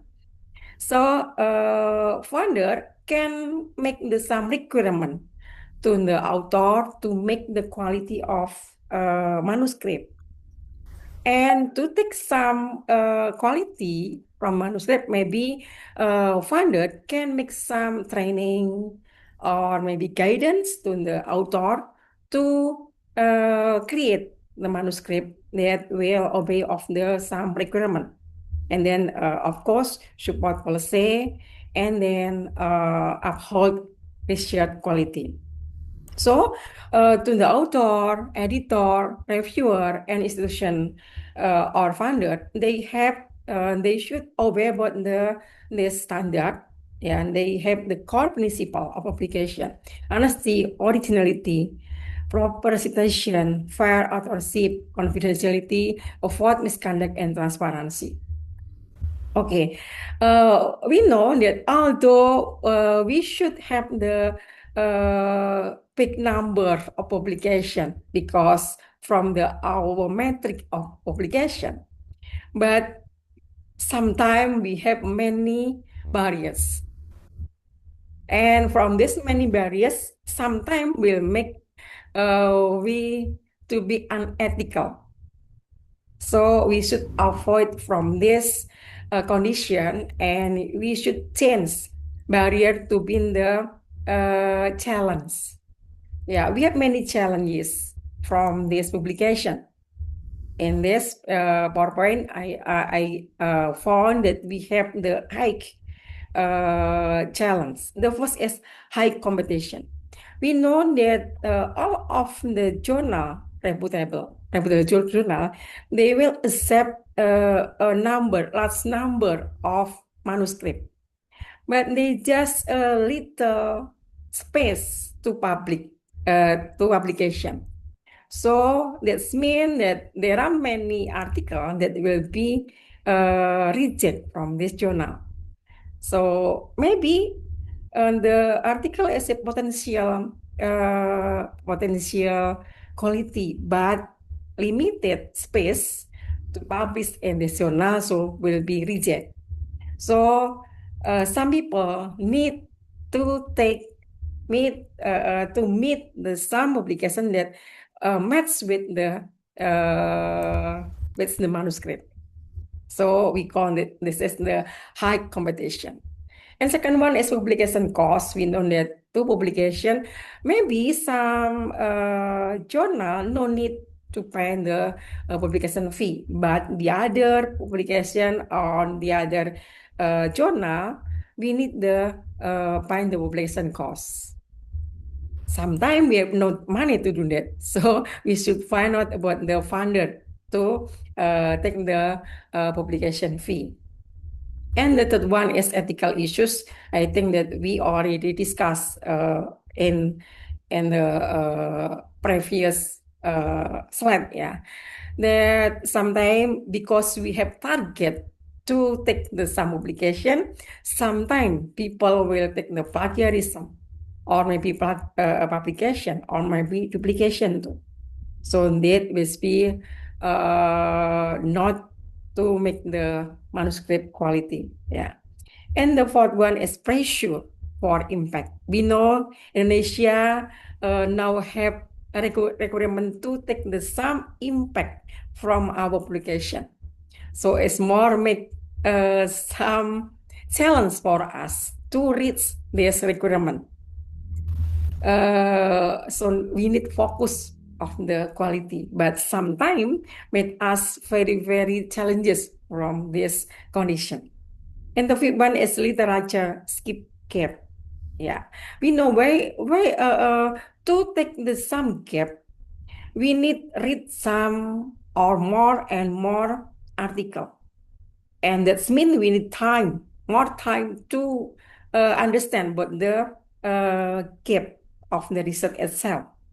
So sometimes we didn't have skill how to read the more article in the short time. So we need training and training to get that. Sometimes we should patient to do that. Yeah. And the next is access and visibility. Sometimes when we try to take some journal to be reference, we need to pay off this journal too. So maybe we have the barriers about the access and visibility. And then about the content of the manuscript, we should take the material in the globally areas. But sometimes we just have the sample maybe on the area, on the focus of the manuscript just in local. So how we can take the local content to be in the global content? This is really challenges for us, I think, yeah. And the last one is trust in science. So we should use the publication with the good information, with the real information, with the quality of information. Okay. And now we will to take some data and then to make the some manuscript. We have the tools, maybe exclusive tools. We can use the AI. But be careful because we cannot use all by the AI. Yeah, we don't. We cannot use all of this our manuscript with the AI. If we use all the AI, I think that we will be rejected by the journal. So from the AI, we should carefully use and we can wisely to use the AI. Maybe we can use AI, but from the grammar, check the grammar, and then how to make the good sentence, we can use the AI. But from the content of the statement, we can create by themselves, by ourselves, yeah. And if we use the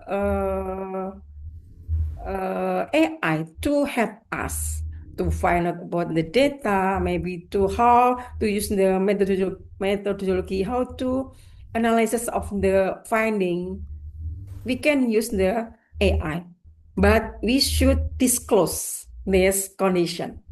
So if we use AI, we should take the transparency. We be open about the AI use. Maybe we'll create data or we are looking for the data or maybe how you will operate of the methodology. We use the support by the AI. Or maybe we should know that we have the limitation to do with the AI. So we should open that up how when we use AI to support our manuscript. And the second one is privacy, data, and protection. We know that if we use AI, we should thinking about the how about the privacy of the data. Yeah, we should, of course, we should protect the data privacy. But if we use AI, maybe we'll see because to be the algorithm and will be read by the other people in the world. So we should carefully if we use as we give our data in the AI. Yeah, and then fairness and inclusivity.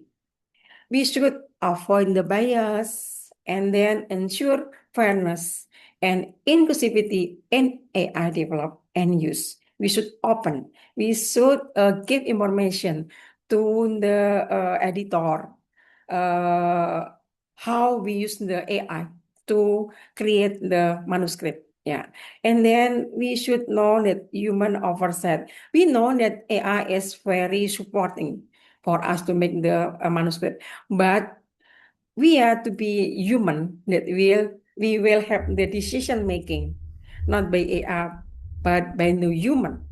So when we writing of the article, we use our thinking. But if we will format of the sentence, maybe we can use of the AI. But we should reperform it again and read again, and to be in the human senses, yeah, that we can use to make the article. And then we take the accountability, and then we should take care about the sustainability. If we use AI to promote of the article, so we should thinking about the how to make this article to be sustainable, accept by in the journal and take care about the reputable and how we can format the journal by the human, not by the AI.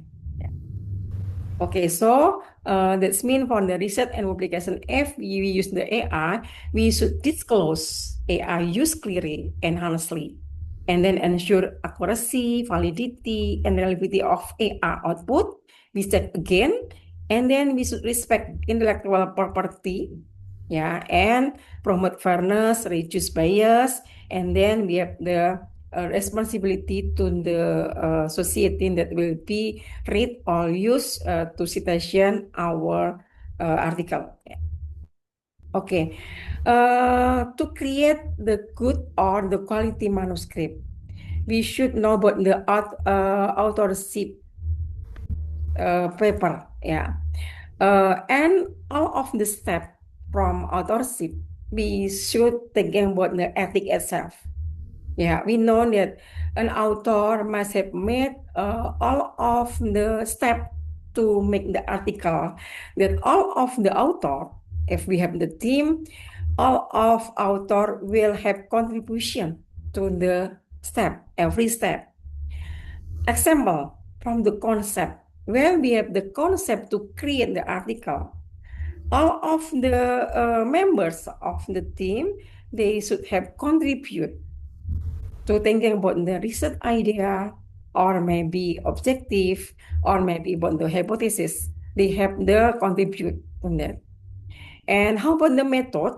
The method maybe when people will operate of the tools to take the method, but to represent about the or analyze about the result from the method, all of the team should have contributing from this condition. And then to analyze, yeah, all of people, and we use analyze with the good science, yeah, I think, and then we can interpret the data with the objective data, with the real data, and we can create the result from the methodology, from the process of the analysis with the honesty. Yeah, so and when we writing of the process manuscript, we can use the sentence. Maybe we can support by the AI, but just from the high grammar, yeah, but not the content, all of the content, yeah. And then when we send the manuscript to the journal, and they will review and back the article to us, to revision of the review, all of part the participant or author, they should use the requirement of the revision of the article carefully, and will use this to promote of the or to increase of the quality of the manuscript, and then approve of all process by all of the team. Yeah.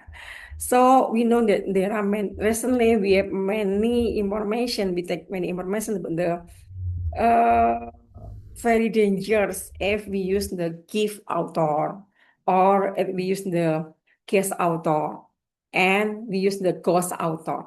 Because if we use the manuscript or the article that published, and we will take to the functional academic, and reviewer found it that there are many the gift author, or maybe guest author, or maybe the ghost author will be rejected to our functional academic. So very, very dangerous if you do unethical with the gift author, guest author, and ghost author.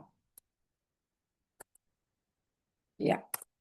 Okay, so we know that there are many unethical conditions that we use, not use this condition to create our manuscript. The first about the data publication.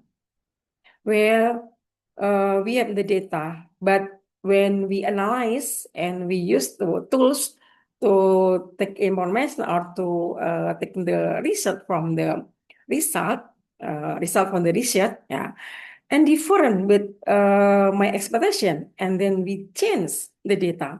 is we call the data publication because we change the data, the real data, by the data, the new data that will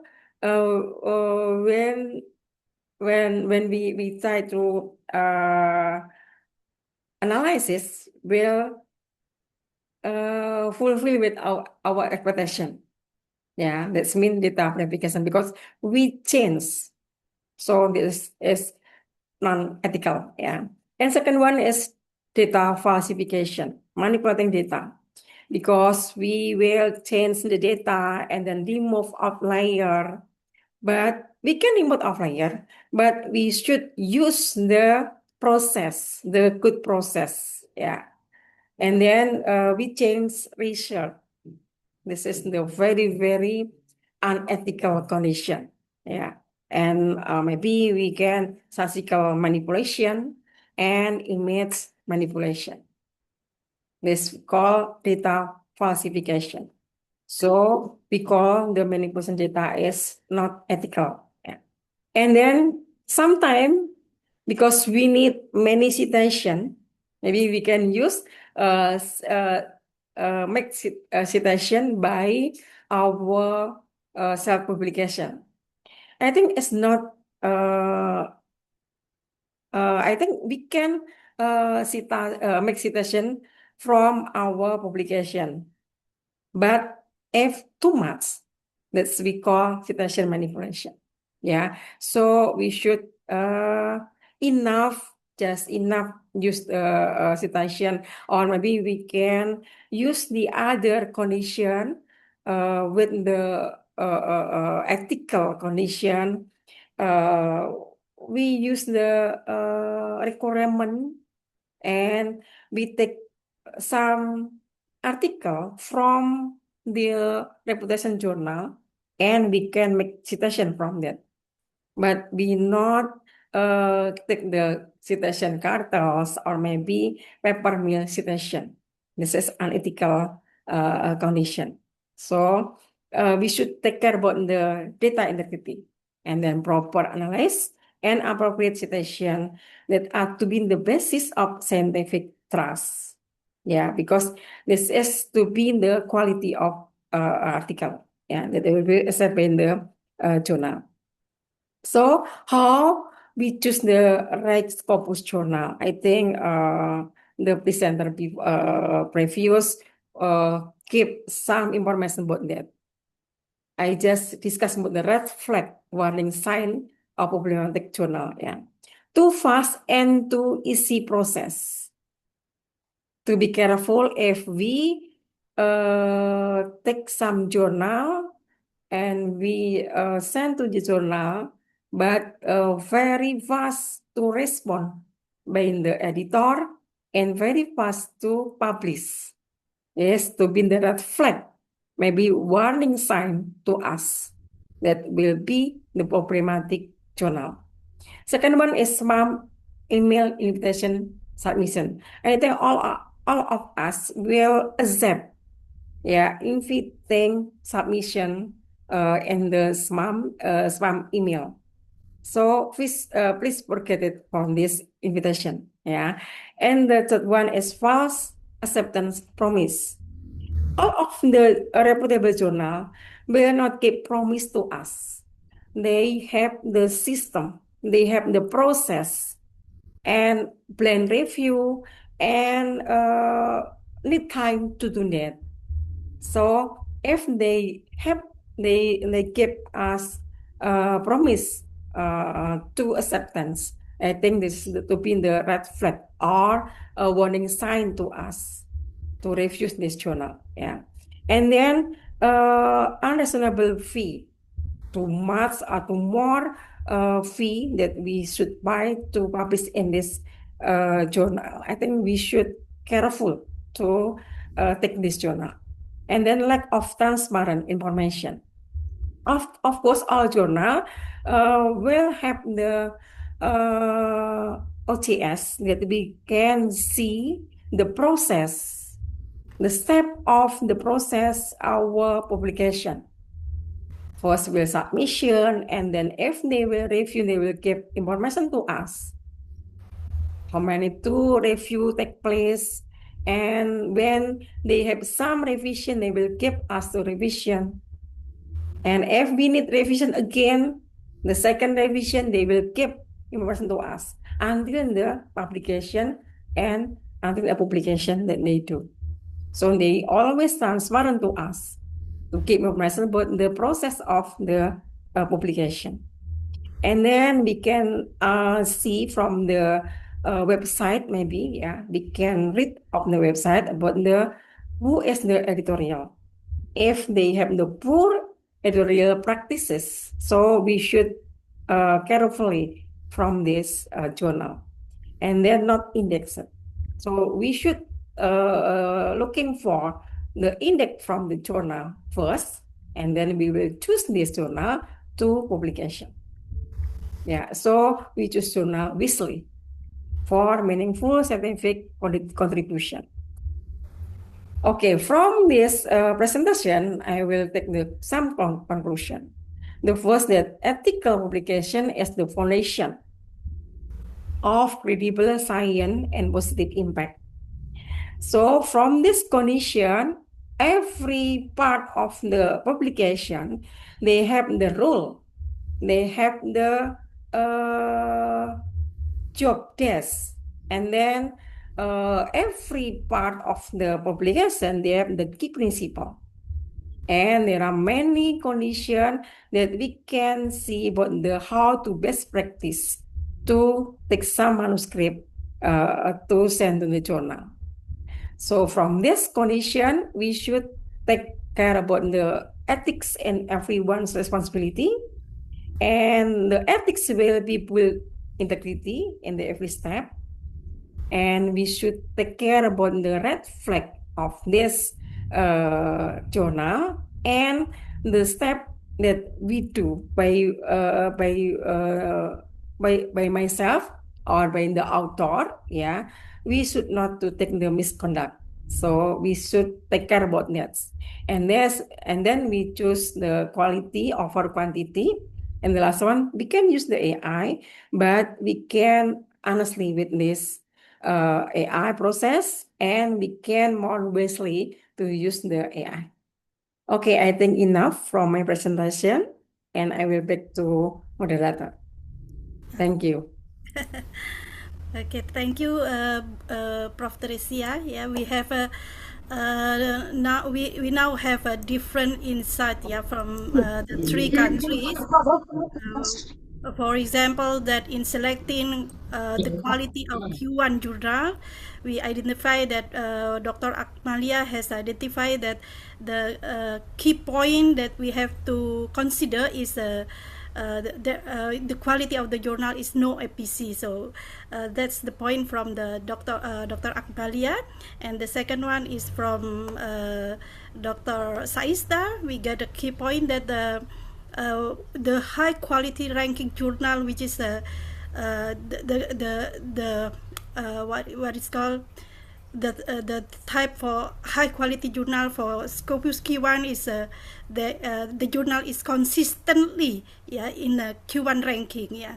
And the last one, we have a different insight also from Prof. Teresia regarding with the responsible AI, that I think the ministry also has issued the policy, Prof. Teresia, regarding the responsible AI, which is commonly used for only for grammar, structuring the sentence, and etc. The others is not allowed. Prof. Teresia. Okay, thank you. Now we have into the Q&A session. We have several questions also. The first question, can I read? First is thank you very much for the excellent and insightful presentation from Kadek Satria Arsana. Pak Kadek, do you want to Pak atau Bu ini, do you want to open mic? Okay, I would like to ask, how can we appropriately select and design a research methodology that is both rigorous and compelling when addressing a highly complex research problem.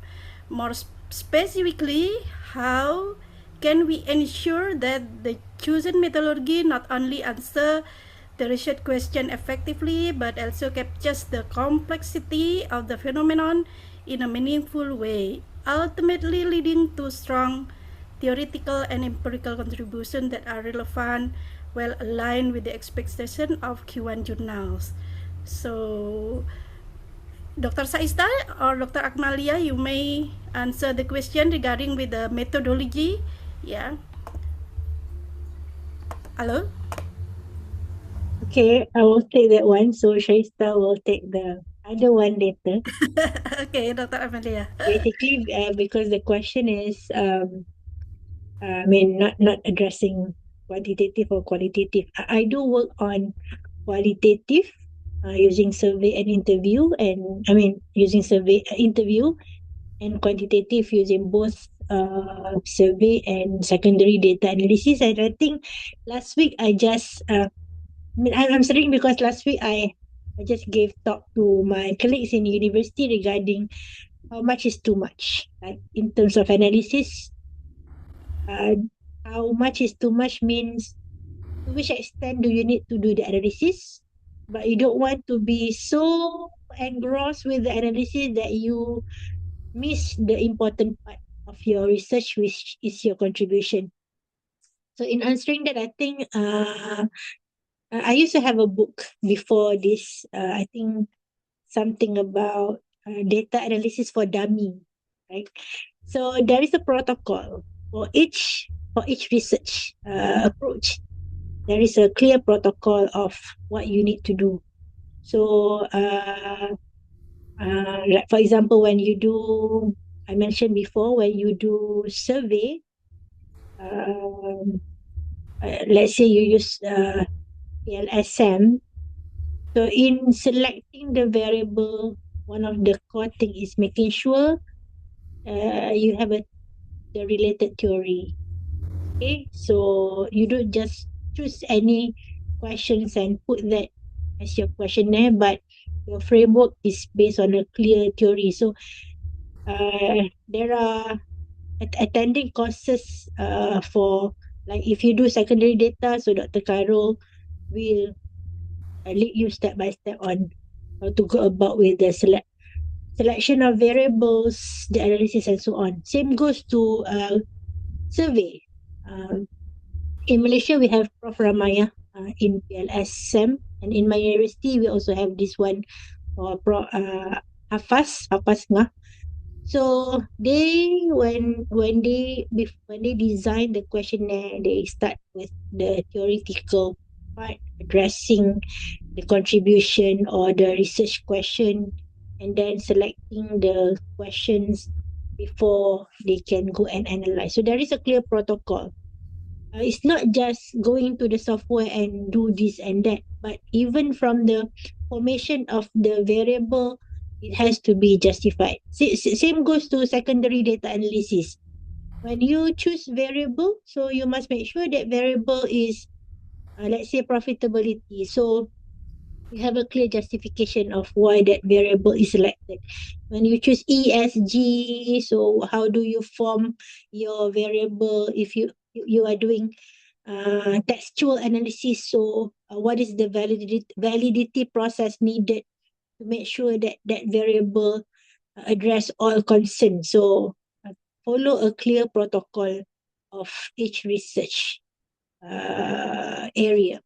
And that's the first part, okay, the formation part. In terms of analysis, similarly, there are ways to do it. Like I think Prof just now mentioned about, yes, you can pick out the outliers, but you have to follow the right protocol. You don't just cut anything you want. There is a clear protocol of how to address the outliers issue. Make sure what you do is substantiated by references or approaches done by other studies. So that's the second part, data cleaning. The analysis part, I would like to address the how much is too much nowadays, because I have seen some papers going so engrossed with too many analysis. Okay, the analysis part is they are very analysis oriented. Okay, so very complex and thorough analysis, but they miss the important part of the research is those are not addressing the research question. Let's say you have endogeneity. There are many ways of addressing endogeneity, but whether you have to do all that in your research, so you have to choose the one that what issues are you solving, what concerns are you solving. When you do robustness, so ask yourself, what issues are you addressing, and how you do it in your research. But of course, sometimes reviewer will question you, and you may want to add more.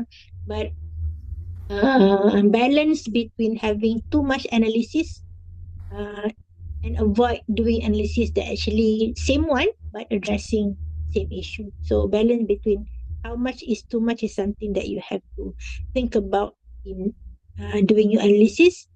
But for us, we look into how good journals do it. So I'm sure endogeneity is something that is a must to address nowadays, but that you have to have a clear reason of why you are doing that. Okay. Pick only one or two is enough, Dr. Amalia. Not all the It is endogenous addressing the same multiplied, issue. right? Yeah. So if you have like, I see some paper, for example, they do the main analysis and they have additional analysis using control. They add control after that. Yeah. So actually, the main one should have all the controls that you have think about. Okay, unless you have a different argument for your alternative. Okay, Okay, perhaps so that's for me. you may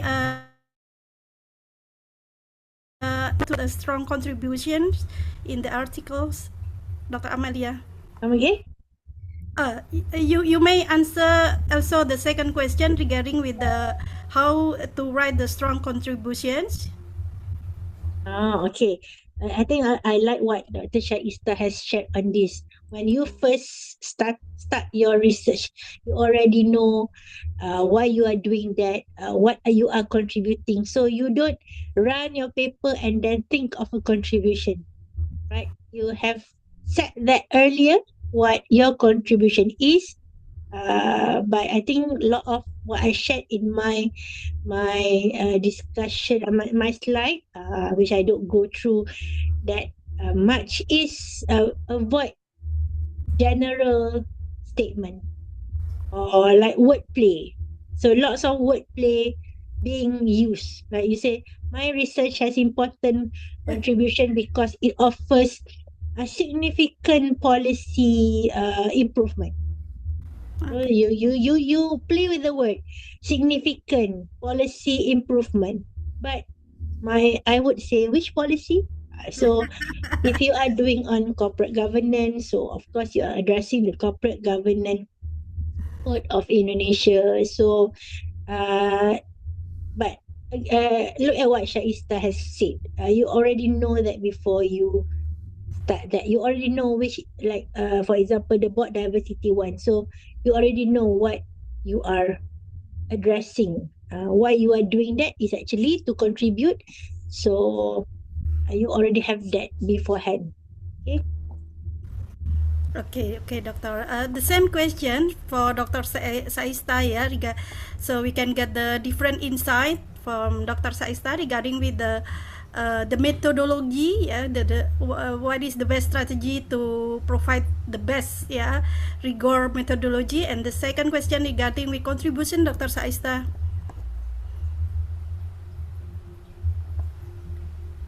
Hello.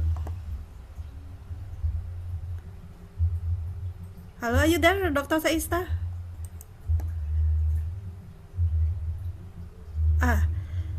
I think we might continue with Prof. Teresia. Perhaps you have any concerns regarding the best methodology that we may select, yeah, for the rigorous methodology. And the second question is regarding with the contribution, how to write the strong contribution, Prof. Tere. Yeah. Okay. If we try to take some methodology to analyze of our data or our manuscript, we should take care about the problem first, and then what the theory that we will use to discuss about the result and about the maybe we have the hypothesis, and we can see about the research question because we should consistently about the problem, theory, research question, data, method, and then findings, contribution. So if we have a complex of the data, or maybe we try to deconstruct of the complexity of the phenomenon, we can use the mixed method. Yeah, we can try to uh, determine whether a qualitative or maybe quantitative, or maybe we can use mixed method.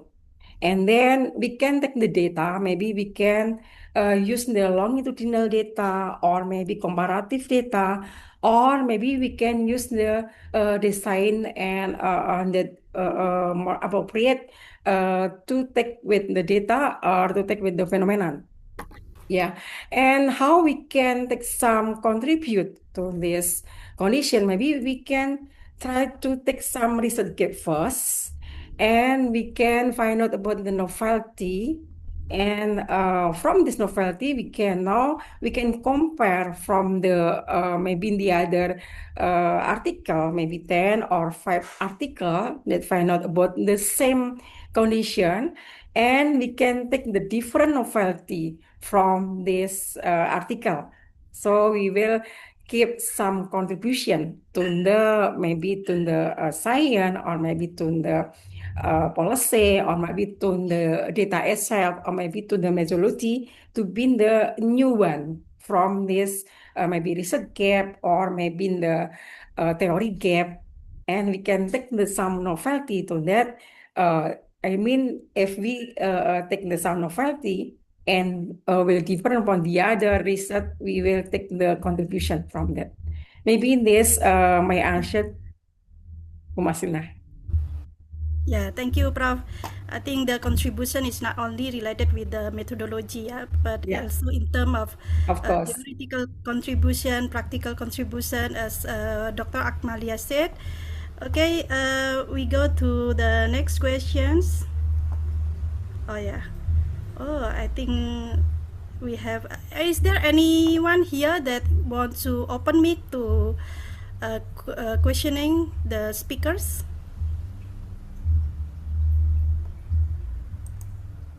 Okay, no one. Okay, last question for Dr. Akmalia.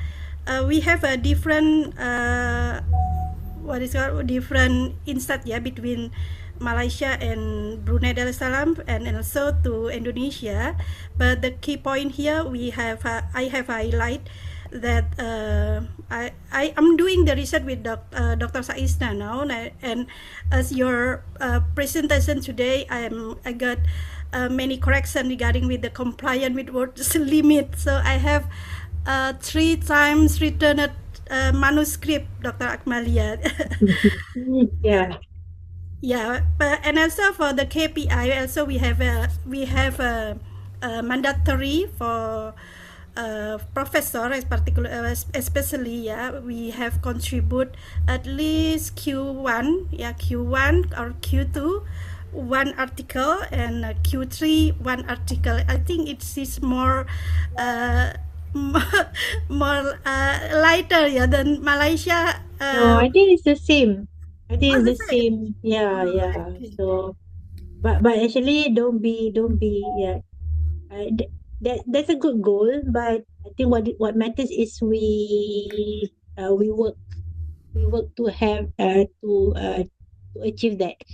Uh, when we talk about, I think I may have to clarify when I what I have on my slide is because I have seen what Shaista will address and what Prof. Teresa addressed.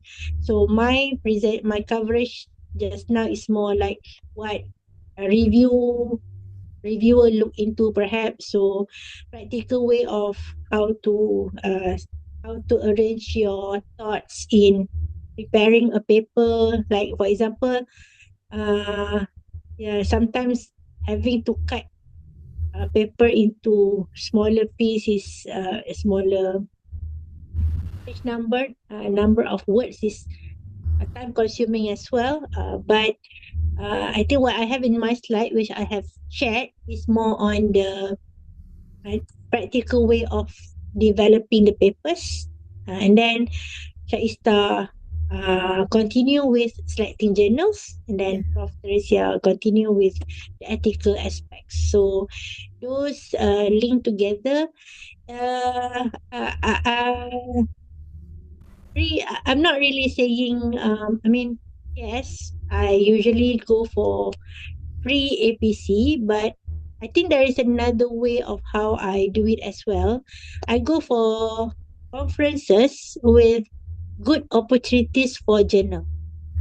Yeah. Okay, so there is one of the a good way to do it. So go for journal, you pay for the conference, but then at the same time your paper will be reviewed. If it is like Shaista say, if it is a key, then you can get into the journal. But if it is not, you already finished your paper. So I'm also not like very hardworking like Masina and Shaista, but I have to have a deadline.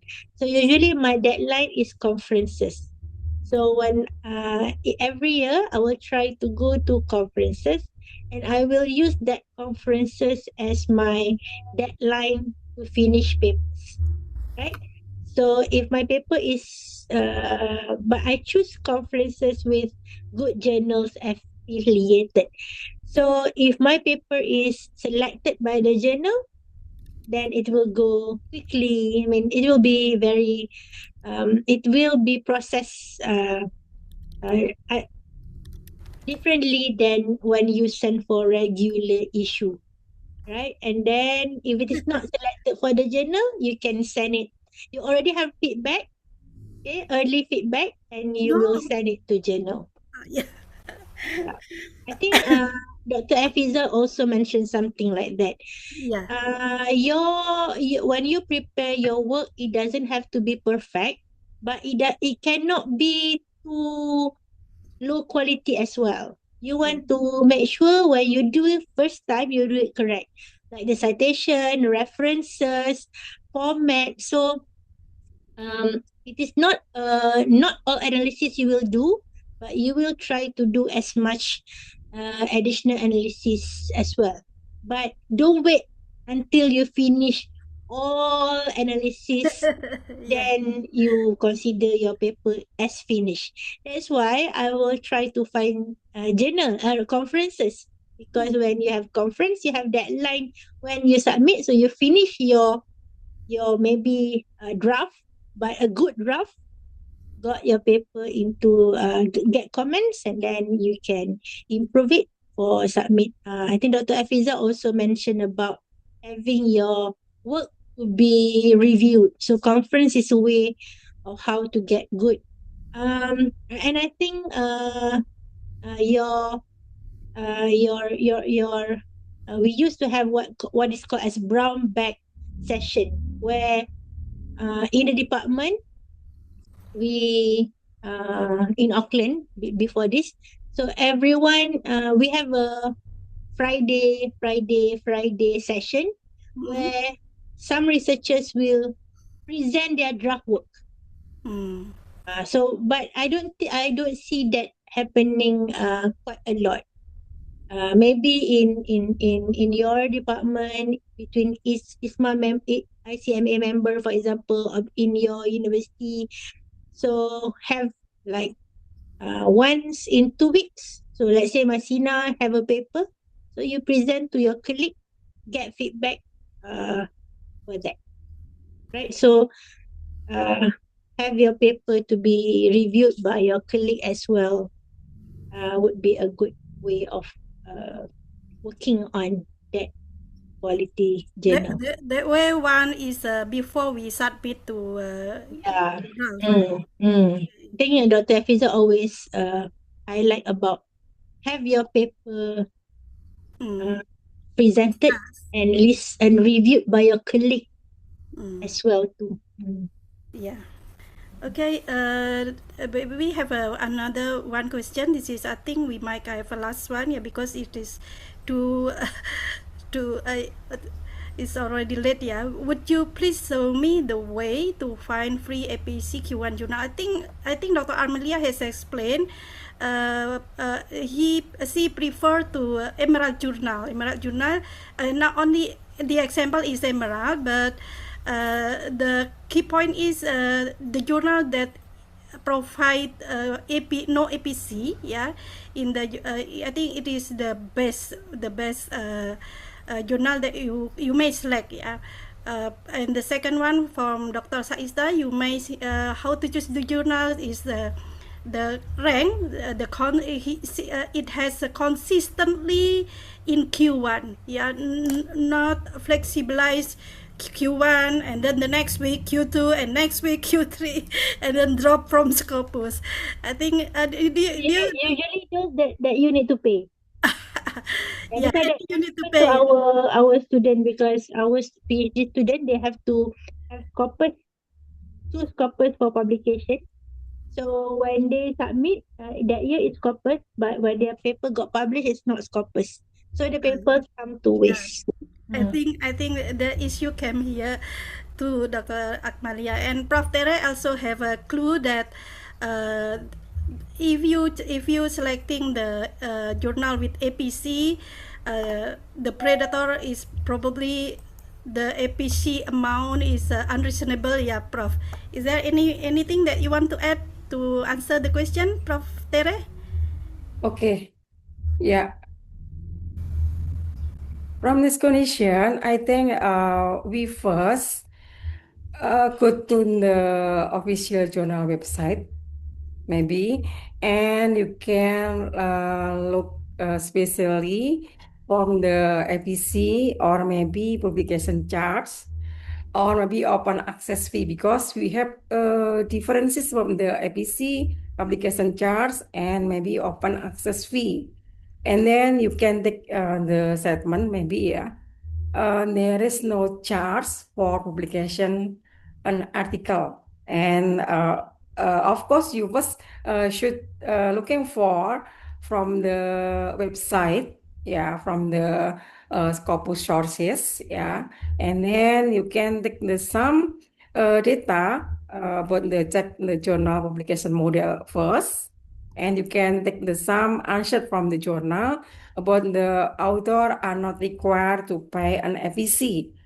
And be careful if you get answered about the open access available, because sometimes if you take this information from the journal, that means you should pay off the open access itself. So we can see from the DIG from this condition, you can take some information about the how much of the APC, and you should make the differences about the publication charts or maybe open access fee or maybe in the APC itself. I think enough from us to answer the question. I think it's already too late, yeah, for us to continue, and then I think we might close the session. So, ladies and gentlemen, as we come to the conclusion of this international webinar, we reflect on the valuable knowledge and perspective to sharing for today's session. On behalf of the committee, I would like to gratefully to present thank you for your sharing session, Dr. Dr. Akmalia and Prof. Teresia. Thank you very much for your kind sharing for today's session. We have explored strategies to excel in Scopus Q1 publication, discussed the importance of responsible AI in research, and reaffirm our dedication to publication ethics, as the foundation of our credible scholarship. Thank you for your active engagement also for the participant, as we look forward to meeting you again in the future academic forums from ICMA. On behalf of the community, wassalamualaikum warahmatullahi wabarakatuh. Stay inspired, stay ethical, and keep advancing knowledge for the betterment of society. Thank you very much. Thank you, Dr. Thank Saista. you. Tere, terima Thank kasih you. banyak. Thank you. Yeah. All the Thank best, you. everyone. Thank you very much, Dr. Masina.